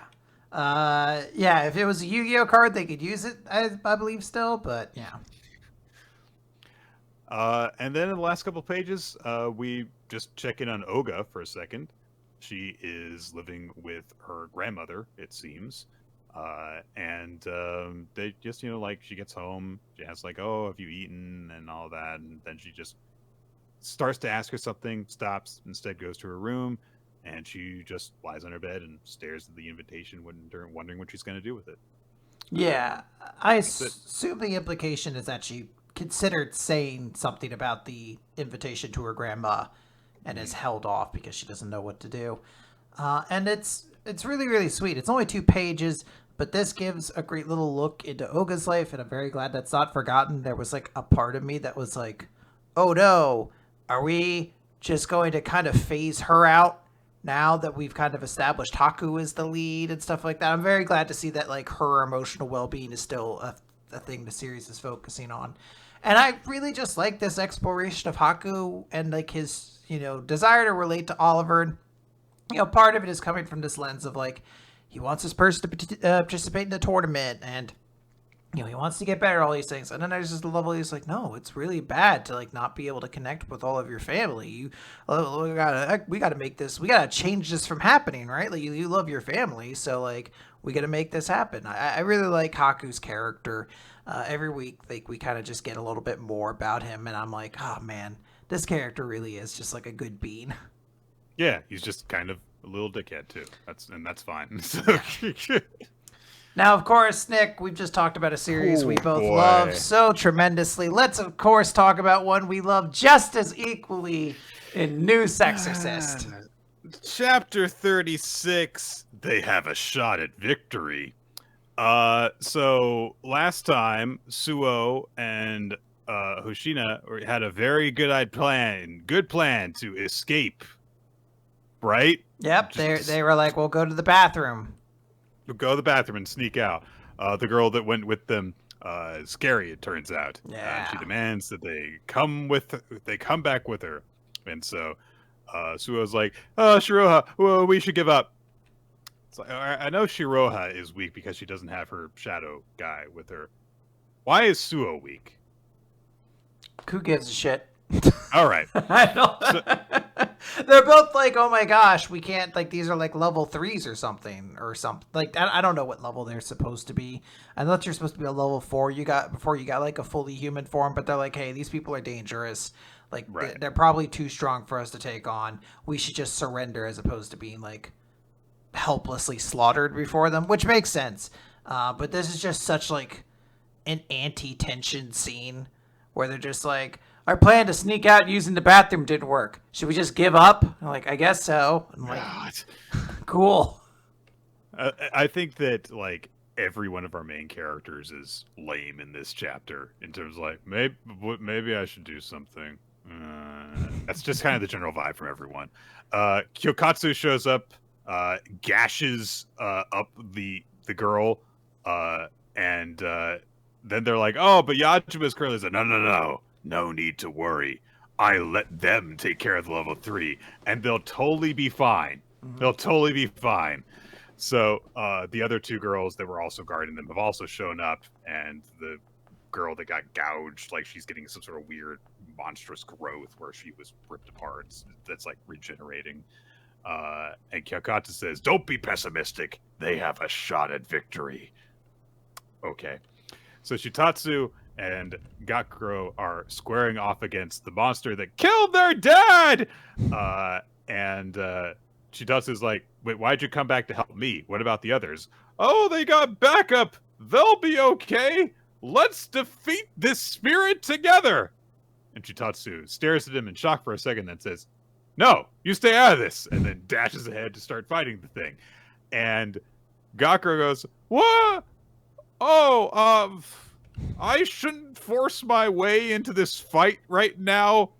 I don't know anything about level 3s. I'd only get in the way. Sure, it was my dad who was killed by this thing too, but do I really have a place here? Oh, I don't know if I can help. I just put her at a disadvantage if I attack carelessly, so I have to observe the situation while providing support with my support items, like this sword I attack directly with, and no other abilities. What is his sword special ability? Didn't it like get revealed that it could do something? He like broke Shiroha's weapon at one point. I thought it did more than that. like shadows or something like that. No, that's hers. God, I Yeah. don't know. I feel I'm like tired. well, that's the thing. So the series is a mess. So what happens oftentimes is we get a situation where like it'll develop itself in a like battle manga way, and then it'll just be fucking stupid bullshit for like 3 or 4 months. So I've forgotten all of the like. I'm like when it goes back to being a battle manga again, I'm like, oh yeah, I guess we sometimes do this, and I forget. It's Yeah. like weird and alien to me. I'm like, oh right, this is just supposed to be like a battle manga of some kind. And like for like 7 pages, it's fine because Shitatsu's thing is like her cloak, you know, turns into like a pair of claws on her arms, and she also has a pair of extra hands as well. And she just fucking fights this thing for a bunch of pages, tearing into it, making it spew blood. It grabs her and is like trying to rip her arm off while she continues to fight it with her extra hands and stuff. And she literally tears it into it so much that it's coughing up blood. She says, I'm going to force out everything you've devoured up until now. And then she rips more out of it. It's like, cool. It's just, like she beats it up. Yeah. And that's nice. And then it turns out that she got her arm ripped off, which she shows very little reaction to. But that's fine. Put it on the board. One more arm taken off. I was gonna say, Nick, the series is clearly an homage to Bleach. It doesn't matter. I know they've established. I think at some point they do have healing magic, so someone will just heal her arm later. This is straight up right out of Bleach. It's dramatic. Her arm is ripped off, but it will not have consequences. And Gakuro's like, oh man, she's really strong, and I didn't have a chance to fight, even though there were moments I should have helped her. God, you suck. Oh, now I'll come closer. And she's like, no, it's not dead. Stay away. And the spirit is like crying and saying, I'm so sorry, because it's like still saying stuff with the people that it's devoured before. Then we cut away to like Shitatsu's former captain, and they're talking about stuff and how dangerous the level 3 is and how it's got a trump card, and it's one of its arms turns into a massive wing thing. And also it's like munching on the arm that it ripped off of Shitatsu. And she's like, give me that back. Which is kind of crazy. And then Gakuro is like, oh, you suck! Shitatsu lost her arm because I'm useless! I've got to beat the level 3! God, he sucks! Yeah. Just like, it's your little sister, and you're like, I'm going to help you! Oh boy, when do I help her? Just be awkward right now. Like, I get logically why you would do this, why you would feel like, hey, I'm not equipped for this. I actually would probably just be a detriment by being in this. I totally respect that logic. Like, I think that is probably maybe the right call the character should make. It's just like Gakuro is such a boring lead who doesn't do anything and spends so much of his time just overthinking every situation that it's just like exhausting to follow this as a protagonist. And it doesn't help that it's surrounded by more characters kind of just ineffectually doing things at this point. So like everything feels like everyone is static and useless except for Shitotsu, who's like, I'm gonna like berserker murder this thing until I dead. Or it's dead. It's very weird to see Gakuro, like, because we usually see him with these blank wide eyes a whole lot of the time as he's, hesitating, doubting himself and not doing anything. And then there's 2 separate moments in this chapter where he like grimaces and narrows his eyes, and he's getting focused and stuff. It's while he's still doing the same thing. So it's like, well, what is the purpose of like, the artwork indicating some sort of change in attitude if he's not going to change his attitude? And it feels like that's going to undersell when a moment like that is supposed to happen, where it's like, oh, Gakuro got serious. Look how serious he is, and he's taking action. When it's like, no, I've seen him do this before. And then he was just like, God, I suck. And done. Fine, new Exorcist. Okay, Yeah. 2 on ice. Hey, Nick, come on. We just finished talking about a series that is unfortunately going to continue running. Let's talk about a series that feels like it might be ending very soon. Kind of does. Chapter 18, Evangelists.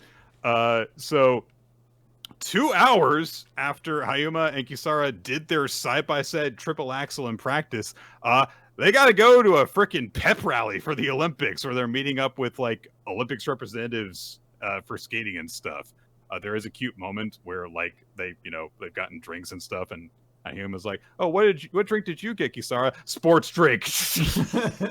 At a fancy party, she got a Gatorade. And there's like people that we have already seen before, like in that big skating competition before. They're all there in fancy garb and stuff, and they're continuing their kind of like gimmicks of like, Miki and Joe are doing their kind of like sort of older brother, little sister sort of relationship. Hayuma's like, oh, I've got to go and, like talk to the other pairs. I want to get to know them and stuff. He goes to try and talk to Sei Hata, who is one of the 2 Olympics representatives, but she's such a celebrity that like everyone else at the party immediately swarms her. And a lot of the people there are super drunk already, including people that Hayuma knows, which I do like that, like that awkwardness of like seeing someone acting very differently at a party because they're drunk for him. So instead, Choji, who is Sei's partner, kind of like more quietly comes and talks to Hayuma for a bit, and he's like, "Yeah, she sure is popular. Yeah, like it's, seeing her has really firmed everyone's resolve in terms of going through this, and she's an inspiration to them." And Hayuma's like, "Wait, aren't you her partner? Like, does everyone else see you that way too?" No. And then he just is like, "I'm gonna leave." He just walks away from this teenager. Time to get out of here. We get more like stuff with like, hey, here's these characters. We kind of like just need to like very quickly get to know some of these people, really, because we probably don't have a lot of time to see them in more detail. And then we check in with Kisara, who is meeting with Katori, who has a kind of thing where she acts like she's a little kid in terms of like how she carries herself in her body language and stuff, even though she is older than Hayuma.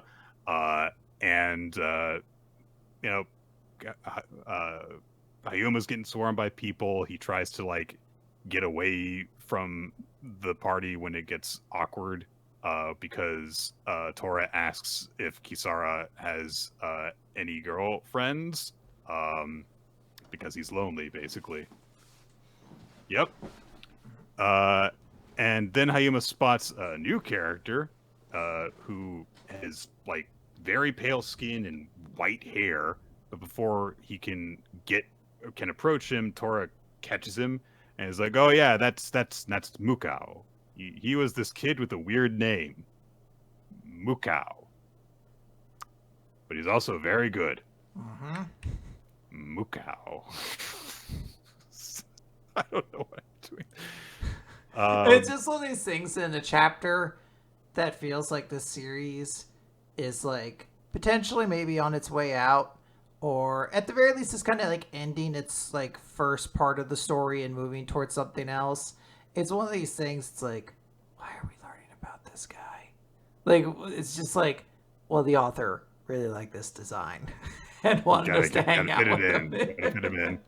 But it's just me kind of sitting here and being like, you're not the Bible guy. Get out of here. Get out of here.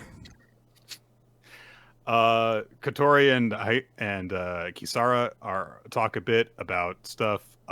Katori is eating a lot of food, and we get a footnote that indicates female athletes are at high risk for forming eating disorders because of the excessive stress involved with maintaining their weight. I mean, that's good to know. I mean, I don't know. It's kind of weird getting it as like a footnote, but I guess that's their way of. I think what they also want to say is they're like, look, it's not actually like a bad thing that she is eating. It is a real danger in this industry. Yeah.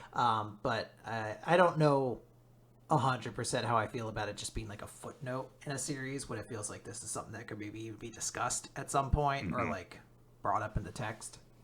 Maybe it was going to be at one point. Who knows? Katori observes that she thinks that, Kisara's got a good partner. Aw. Tora is still drunk and taking it out on Hayama. Poor kid. And then they're like, oh, you're the future of pairs. And someone else is like, no, we're the future of pairs. No, it's us. It's no. And Hayama's like, God, they're drunk. And then they say, let's all dance to decide who the future of skating is. So everyone starts dancing. And of course, Hayama gets dragged into it because Tora won't let him go. But Sei says, like, part of this is because they've been drinking, but I also think that you've given them life, Hayama.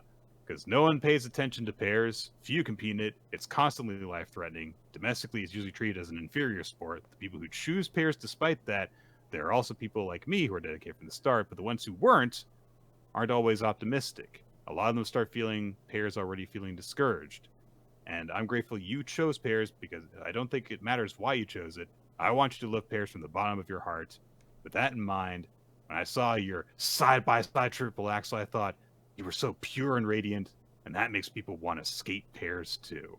You'll light the way for lots of skaters from now on. You might even become their ray of hope. Please never change. So, like, this feels like a lot of work's being done in this speech. Yeah, a lot of work's being done. Here's the thing. I love this sentiment. I love it. They're like, look, like, pairs gets a lot of shit. Like, it doesn't draw as much attention as singles. It's very dangerous. There's a short life. It's treated as inferior. Like, it has a lot of opponents. So, like, I totally would buy that the community inside the pairs figure skating world, it would be like a close-knit one. So even the idea that they're like, I think you've also given them life, Hayama. Like, they see a future in their sport. It's just very interesting for him to be like, you've given them life. And I was like, I think Hayama has interacted with like 2 of like the 12 characters who are at this party prior to this. So it's one of those things where like, I get it in like a conceptual way. But like, this is a speech that makes more sense had Hayama gotten time to interact with more of the cast than 2 different groups of people, basically. It does feel a little bit like, oh, here's this dance party with all these characters that we've come to know and love. And it's like, I've come to know and love maybe 3 of them. I mean, I like them. I'm sure the others are good. Yeah, but with time, I could see myself even liking all of them. But one of them was literally introduced at this party. So I don't know what to tell you. Oh, look, Mukau, everyone's favorite friend, Mukau. He's joining the party. Mukau. People are going to think we're talking about barn animals whenever we reference that character. So she also joins in with the dance, and Hayama kind of gets dragged along. While that's happening, Hayama kind of reflects on like, hey, what if like Sora were to just permanently switch to pairs? Then, of course, someone as prominent as him switching would bring a lot of attention to the sport. But Hayama's like, yeah, I don't want that to happen, though. I don't want like him to be the one who does that. Because Sei Hata filed the path forward for us, and all of us will keep on paving it. And Kisara on the sidelines is like, hey, Katori, do you want to like join all of our drunk friends and dance together? So they all go out together, a big dance party and stuff, and they're like, yeah, we're not going to let pairs become Takayuki Sora's sport. I won't let it. Yeah. Meanwhile... Interestingly, Nick, on this topic, is there a story, perhaps, in the professional wrestling world of, like, a, grinding talent that now finds themselves kind of eclipsed by sort of like a movie star-esque figure coming in and sort of taking all of the spotlight and attention that other people feel should be sent otherwise, different directions? No. This is all on purpose, you see. The Rock wants this to happen. The Rock understands grassroots movements. He's the people's champion, Nick, and who are we? Who are we, if not the people? Thus, we didn't sign up to be in this war, but we are soldiers for the Rock. That's right. The Rock sees your resistance to the Rock being a star, and the Rock supports your resistance to the Rock. No, wait, you can't do this. I was like, the Rock is part of the movement. It's against you. It's like, the Rock understands you. He understands the common man. No, hold on. That is the thing associated with the guy that we are supporting. You can't do that. Movement. I'm like, damn it, I love a good chant. I'm behind it now. The Rock remembers when he quit his blue-collar job making watches. That's not how the speech goes, and that's not your speech. I bought it. It's mine. Meanwhile, on the last page of the chapter, Sora's being an evil asshole. Yeah. He has approached Coach Tohru and says, "You'll probably lose some influence. More athletes will become independent, but you really don't have any right to complain considering what you did wasn't so different. Because it's his coach, Misao Tohru, also known as Little Devil." Oh, no, wait, she calls him Little Devil. Yeah, sorry. she calls him Little Devil. That would be great. He's too tall. They're like, you need to get out of here, Coach Little Devil. And she's like, yeah, I'll get you next time. And she has like a little pitchfork she's stabbing him with. And everyone's like, actually, like, I know we're trying to frame him as the bad guy, but he should have fired Little Devil as a coach.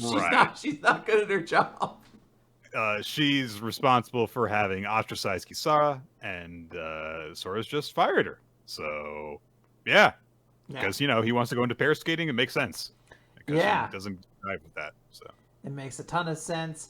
Well, Nick, we just finished talking about how everybody loves a character. So let's talk about a character that we all love, near and dear to our hearts, and that is everyone's favorite. What is it, Akei? What's the stupid name? Akie. Elusive Samurai, chapter 143, Toki Yorito, 1338. Toki Yorito, he's riding on his two horses, and he is killing people. Being a giant and chopping people in half. So, the big generals in Akie's army are all mustering forth, being like, okay, this guy's dangerous, we gotta stop him. Akie, he, got hit by some of the shrapnel from one of the human grenades that Toki launched. So he's being, given a shoulder and taken off to safety. They start fighting with Toki, and he just, launches more human grenades at them. It's not going well, and they kind of analyze really quickly, like, so here's how the numbers break down. Yorito only has an army of, 500 people, but each of the exploding soldiers kills 70 people. Okay. This guy's got some Steiner math going on, but it actually does work out. He gets to the end of it, and they're like, "Oh my god, he does have a 63 and 1/3% chance of winning." When you think about it, if a bunch of shrapnel goes off and it starts off human-sized, yeah, it makes sense. It would kill dozens of people. Yeah.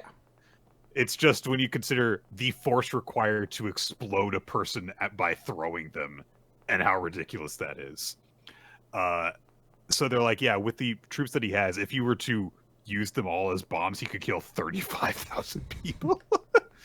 And we get some helpful narration that says, okay, look, this is probably exaggeration, but the recorded accomplishments that Toki Yorito had in history, he had to have been basically this strong. So, we also get some analysis going on from Uesugi on the side. He's patching up Nagao, who is not dead, and he fully reattaches his arm because you can do that with the Elin threat. It's fine.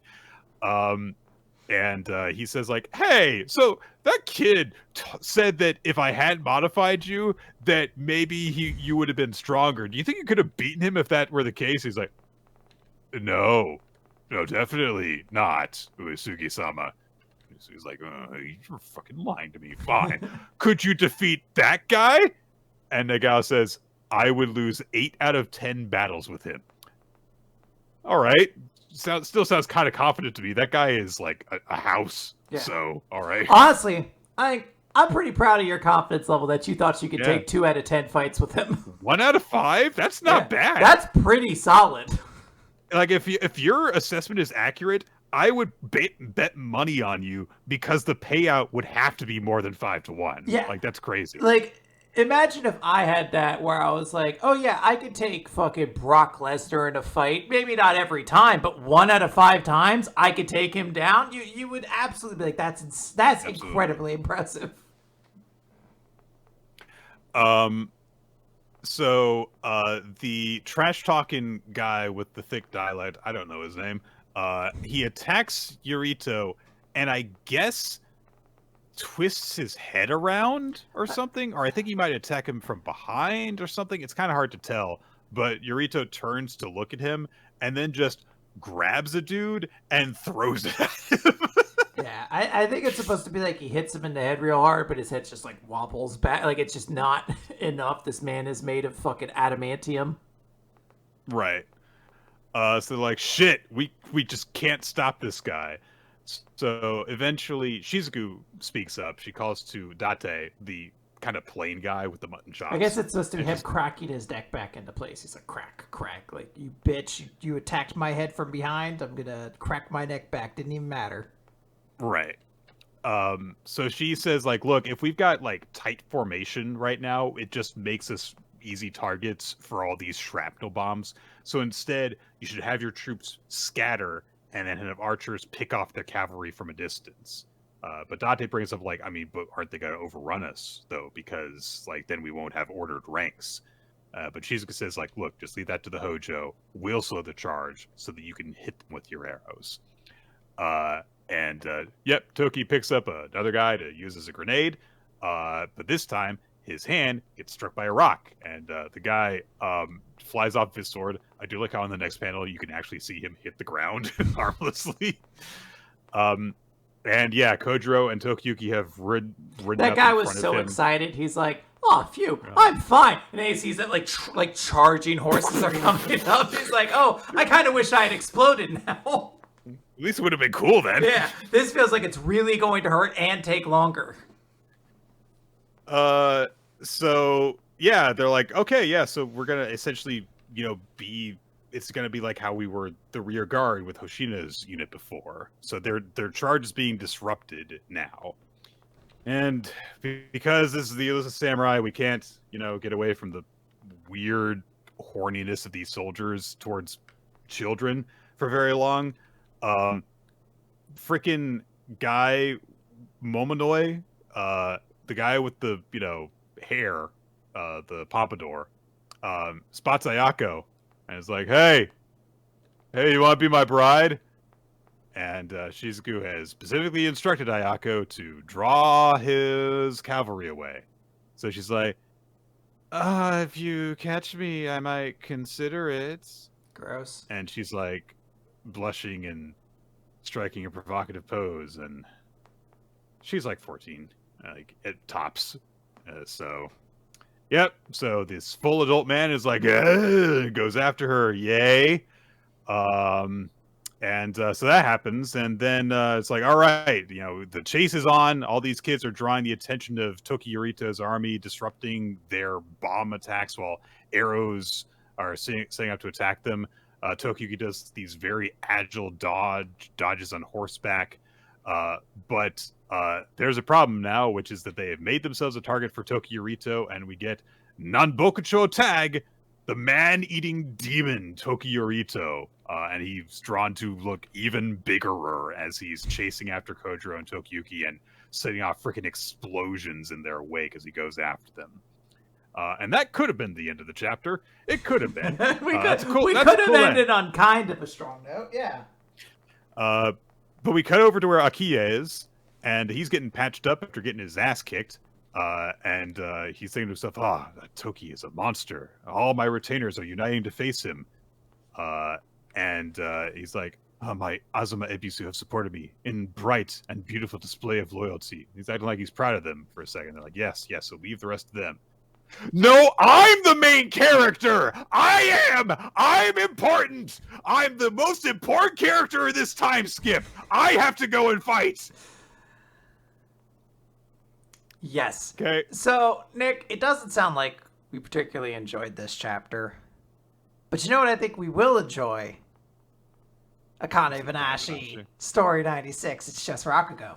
It's just Rakugo. Mm-hmm. This was such a chapter. Yeah. So Tohru has shown up to talk to Taizen, who of course is having a crisis of what should he do in this moment. He's just been instructed by Zensho to not even consider promoting Akane or recommending her for promotion at least. But Tohru has come to see him. He greeted him as Shinta, and he says, "Shinta Arakawa is dead. I'm Tohru Osaki. I'm just a regular old concrete salesman. And I am alive." He's like, look, I know I've had to be very dramatic for a little bit here. Like, I had to be like, Shinta Arakawa is dead. To be clear, though, I am alive. That's kind of just like dramatic prose. Yeah. I'm fine. He talked about how, like, when he saw Chocho the previous year, he's like, "Oh my God, you're alive!" It's like, yeah, I'm alive. I'm fine. I have a job. He's like, look, I get it. I guess by the way things went, it kind of seems like I could be dead, and the story kind of framed it that way for a while. I am still alive. I'm actually doing great. And he says that, yeah, he's had to be away from Tokyo until just this morning because he's got that concrete job. But Taizen looks at him, and he's quiet again. He doesn't say anything, so, Tohru keeps on talking. He says, like, you obviously want to know why I'm here. I'm just killing time before the show begins, and I kind of just had a hunch you'd be here. I know we haven't seen each other in a long time, but you don't have to put on such a grave expression, but I guess I don't blame you, because I hear you think that my expulsion was your fault. And we see that after Shinta was expelled from the school, Taizen went to Zensho and tried to argue his case. And Zensho's like, "No, the expulsion's final." No. But Taizen says, like, he expelled Shinta, who wasn't even his direct pupil. That's not fair to have your future as a Rakugoka taken away like this. And he thinks about how, when they were drinking together, Tohru had ambitions. He's like, I want to inherit Shikuma, which is being built up as this very important thing. And Taizen's like, no, is there anything I could do to get him reinstated? Please speak with Master Isho. And Zensho's like, you hardly ever talk, and now you're talking all about this stuff. Well, you know what? Fine. This all happened because of you. You were the only person in Arakawa to advance to Shinichi last year.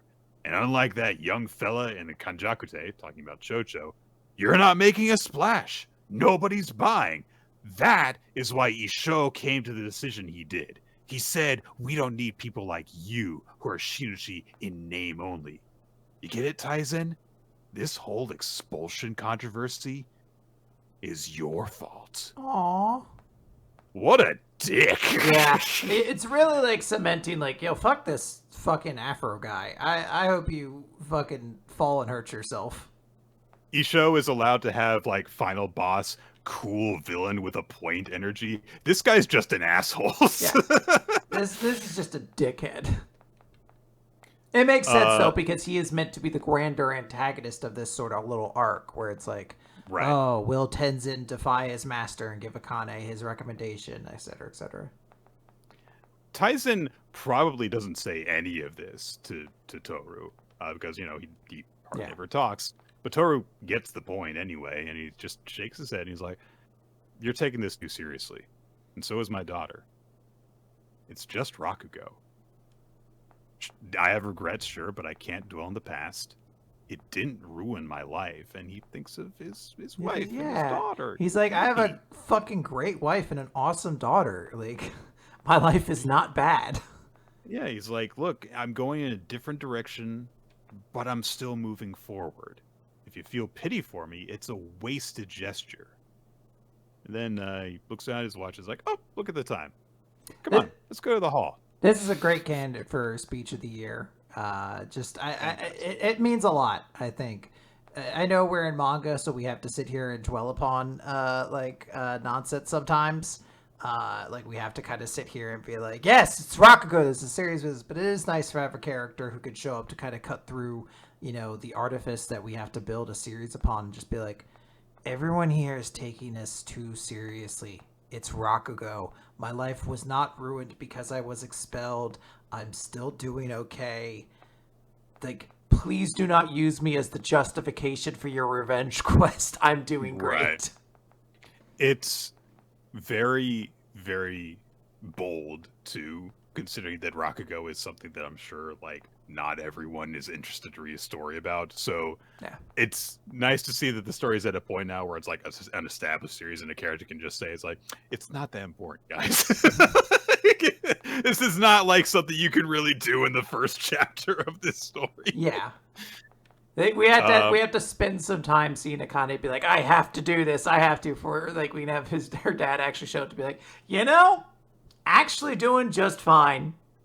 Please don't get too harsh on this. Yeah.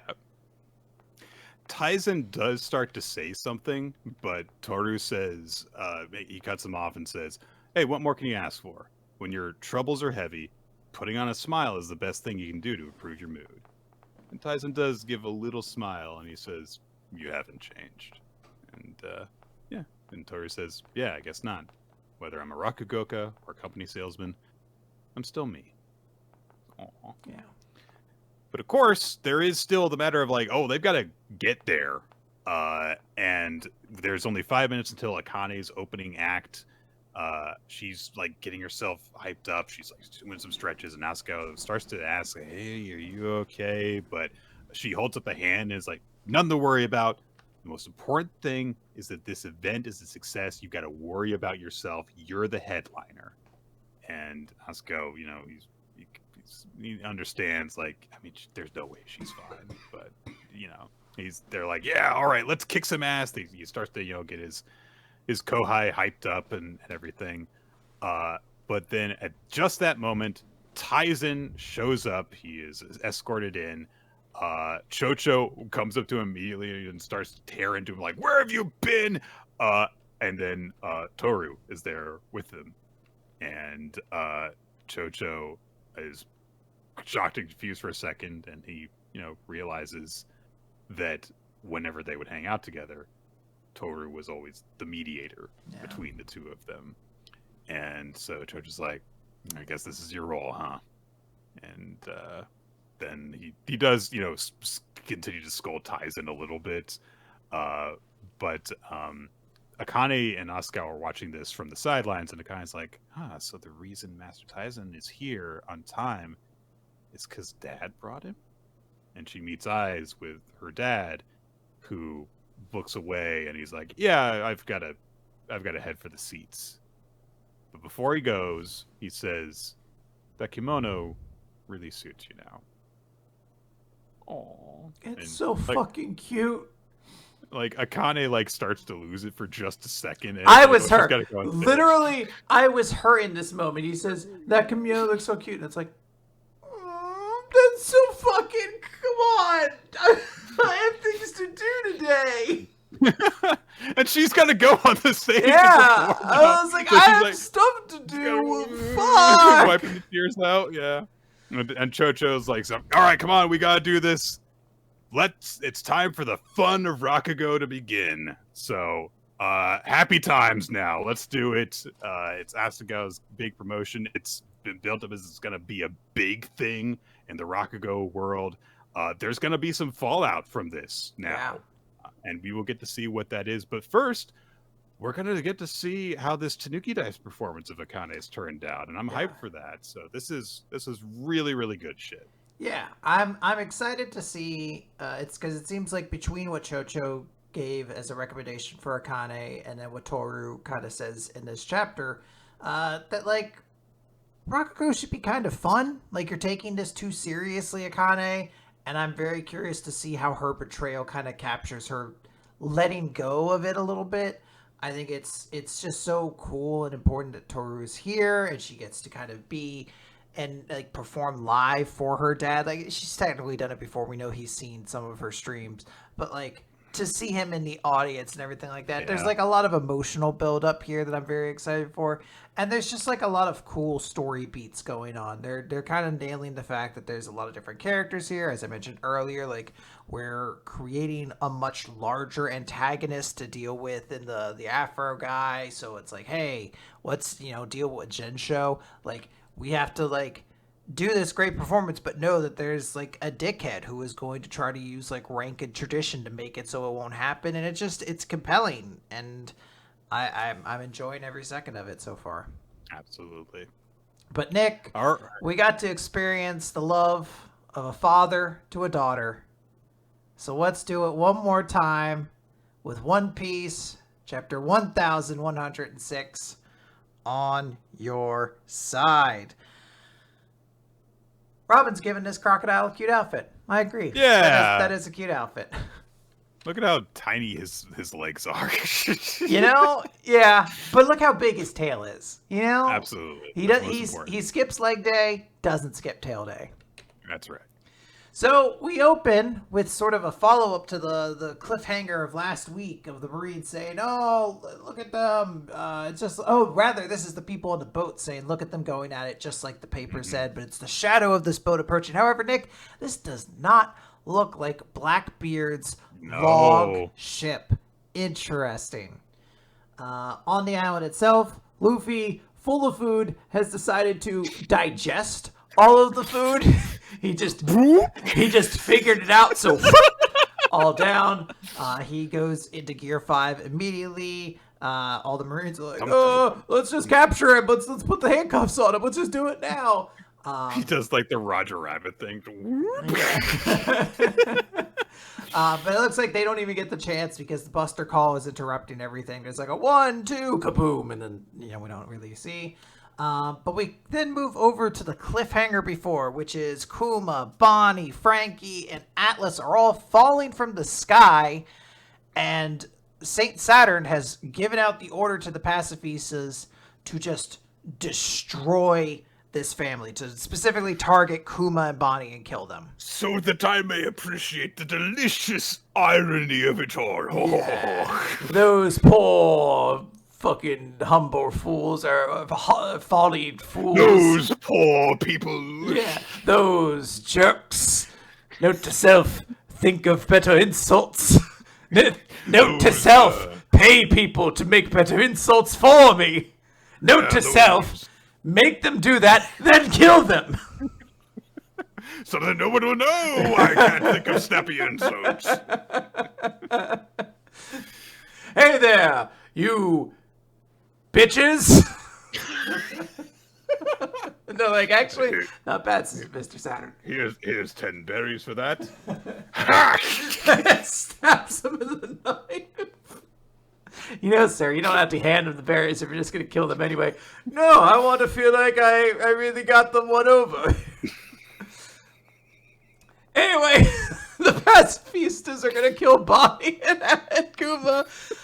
We can see Sanji skywalking up to try to help, but it's not going to happen in time. And Bonnie notices that all these Kumas, all these robots built to look exactly like her father, are like aiming. They have a big beam about to shoot at her, and she just shouts out, "Don't shoot us, Daddy!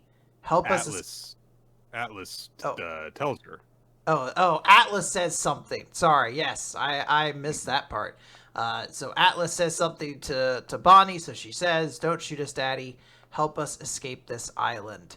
And we see that the waves reach the ears of the pacifistas. The Marines are like, "Did you hear something?" They're like, "Nah, all these explosions, you couldn't hear anything." And then all the pacifistas turn and just start open firing on the Marines. The ship's blowing up. Yeah. Oh my god. Yeah, we get like a 2-page spread of the pacifistas just blowing up the Navy ships in the area. And Vegapunk continues his thought from last time about Savonvar in the back of his head was seeing Bonnie killed by the father she loved so much. And if you were to harm the daughter you love so much, Kuma, it would be a tragedy beyond compare. Therefore, I inserted a directive into each unit made to look like Kuma. that even against the highest authority in the world, if they were to command it, even if the entire world should be your enemy, understand this, Bonnie. Kuma will always be on your side. And that is just a selfish wish of mine. And it means, and we see this this montage of people reacting to all this happening as the pacifistas are firing, and Bonnie and Kuma are kind of looking on at all this. And then we turn the page, and Vegapunk has been stabbed and impaled through the chest by Saint Saturn. And he says, I know what happens next, that there are consequences to my actions.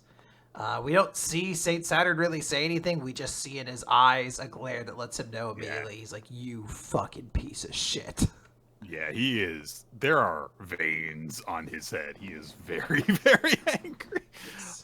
Which, yeah, fuck that guy. So, yes. He is furious. Characters are, of course, reacting to the fact that Vegapunk has just been impaled. But Saint Saturn just says, eliminate them, Borsellino, now. And Borsellino fires off all of his laser beams, and the characters are just being bombarded with them. Though there's an interesting note that Sanji is actually deflecting one with his foot, so just showing Sanji's level of power in comparison to Borsellino. He's able to block this, but unfortunately there are so many, he can't protect everybody. Borsellino just flies straight up, pulls out his sword. He's like, I'm going to cut you two in half, Bonnie and Kuma, but don't worry, it won't hurt. But before he could do that, boom, Luffy, Gear 5, punches, sends him flying. And of course, Luffy is doing his Gear 5 thing. He's laughing so high. He's so happy right now. He has full tummy, full power. He's having fun. The ground is bouncing. Marines outside the island are like, why does it seem like the island's shaking?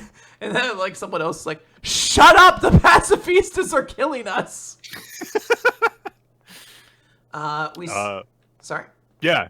I mean, Vegapunk does seem like he is dying right now, so it's still not, all that great, but there is so much that happens in the last 4 pages. Yes. I'm going to try to go through this panel by panel, basically.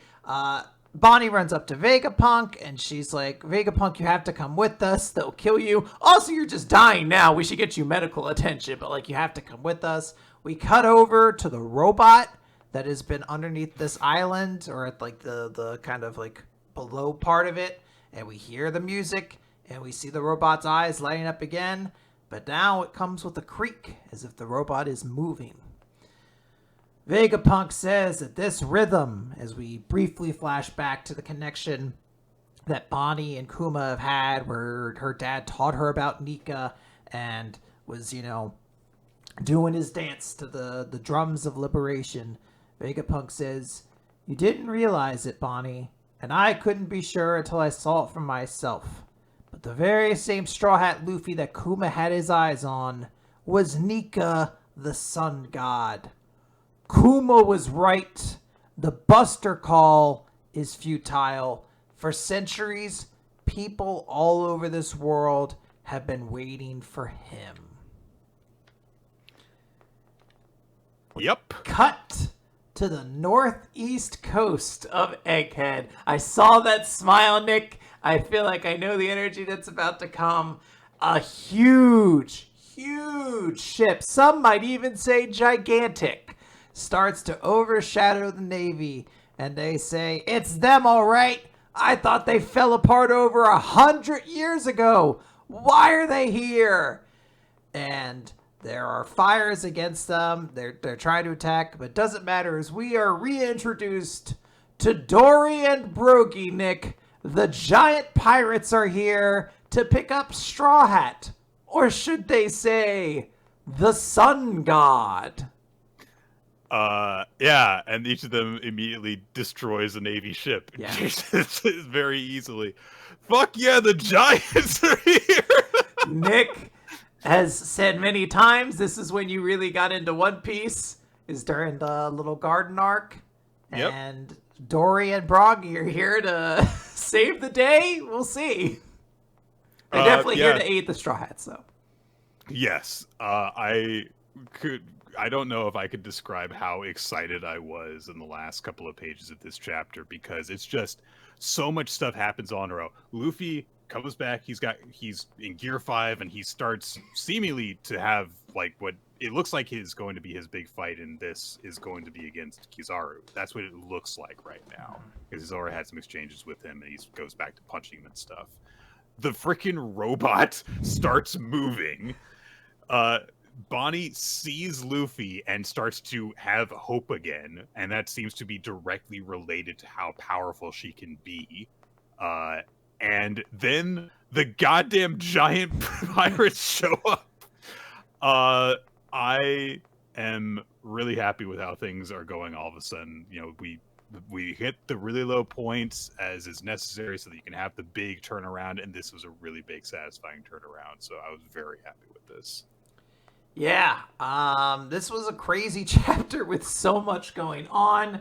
It's wild because like it wasn't like a theory. The Blackbeard pirates or someone using their ship is coming. That is still happening. They're just not here yet, apparently, or something like that. So the GPS isn't working. Yeah, maybe you shouldn't fucking ride around on a ship just made out of logs. But it's one of these things that you look at and you're like, God, this arc has so many things going on. Like, it's wild to be like, oh, by the way, somewhere out there, Zoro is still just fighting Lucci and, like, a death match and Jinbei's showing him. Like, it's like a thing that's like, we haven't really touched upon this in, like, 5 months, but that is also happening right now. Yeah. So this was a pretty damn good week of manga, everybody. Yeah. What was your favorite, Quinn? Because I feel like we got lots of good picks. Yeah. That is a great question. I think there were a lot of series that were really, really good this week. I think it's easy to say my MVP. If I'm going to talk about one character who really stood out, it's Tohru from Akane-banashi, who was just excellent. In that way, though, Akane-banashi was great, so I can give it chapter of the week. Excuse me. Undead Unluck was very, very good. I even though I had issues with it, I liked Kaiju No. 8. I thought it was a cool chapter for Reno. We talked about Greens, Cipher Academy. I think, though, at the end of the day, I'm a mark, and it's One Piece. I just think it was like a really, really great chapter with a lot of great emotional beats. I do love, like, the thing of Vegapunk's speech from last chapter getting kind of finished, where he's like, I can't think of anything worse in the world than you being killed by your own father. Which is why I inserted in a condition to make sure that you can make sure that never happens. It's like, yeah, you just scream. You're like, yes! So, really, really good one. Yeah, it makes you feel really good to have seen the entire thing between Vegapunk and Kuma. I mean, obviously, Kuma's entire story was very important, but the amount of time that he spent having the experiments and stuff done on him, getting to see him interacting with Vegapunk and seeing Vegapunk's reluctance to take his humanity away, that wonderful double-sided speech that they had when it was finally done, it has a really big, important payoff here. In turning the tide of this battle, and then he could potentially die because he did that, but you understand why he did it. That all being said, my chapter of the week is Cipher Academy. Yeah. It's a very sentimental choice because it's the last chapter, but something about it just hits all the right buttons for me. It's just seeing all these characters one last time in a very nice little send-off. Like I said, like when I read the last couple of pages, literally music was playing in my head because it seems like such a perfect little closing for a series that obviously would have gone on for a little bit longer, at least, if it could have. But it feels like I'm glad this series existed, and that we got to have as much time with it as we did. And I'm going to acknowledge that, even though, honestly, like, if I think about the stuff we read tomorrow, I might change my mind. I could go with One Piece. I could go with Akane-banashi. I could go with Cipher Academy. I could go with Undead Unluck, and Blue Box. All of them were really good. And my MVP is Tohru. Like that one's a lot easier. Like, yeah, that's why I was like, let me start with Tohru. That's an easy one. But yeah, chapter of the week was really good, and I do think about that. I will think about anytime a series ends, I'd be like, I wish this ended as cool as Cipher Academy did. For some reason, the credits really did add a lot to it, where I was like, I just like this acknowledgement of everyone who worked to make this series and how we got to see it. It's just nice. I guess if you were dog shit, maybe you wouldn't be. You'd be like, hey, can you not put my name in the credits? Hey, not for nothing, but can I have my name not attached to Tokyo Ghost Rider Paradox, whatever?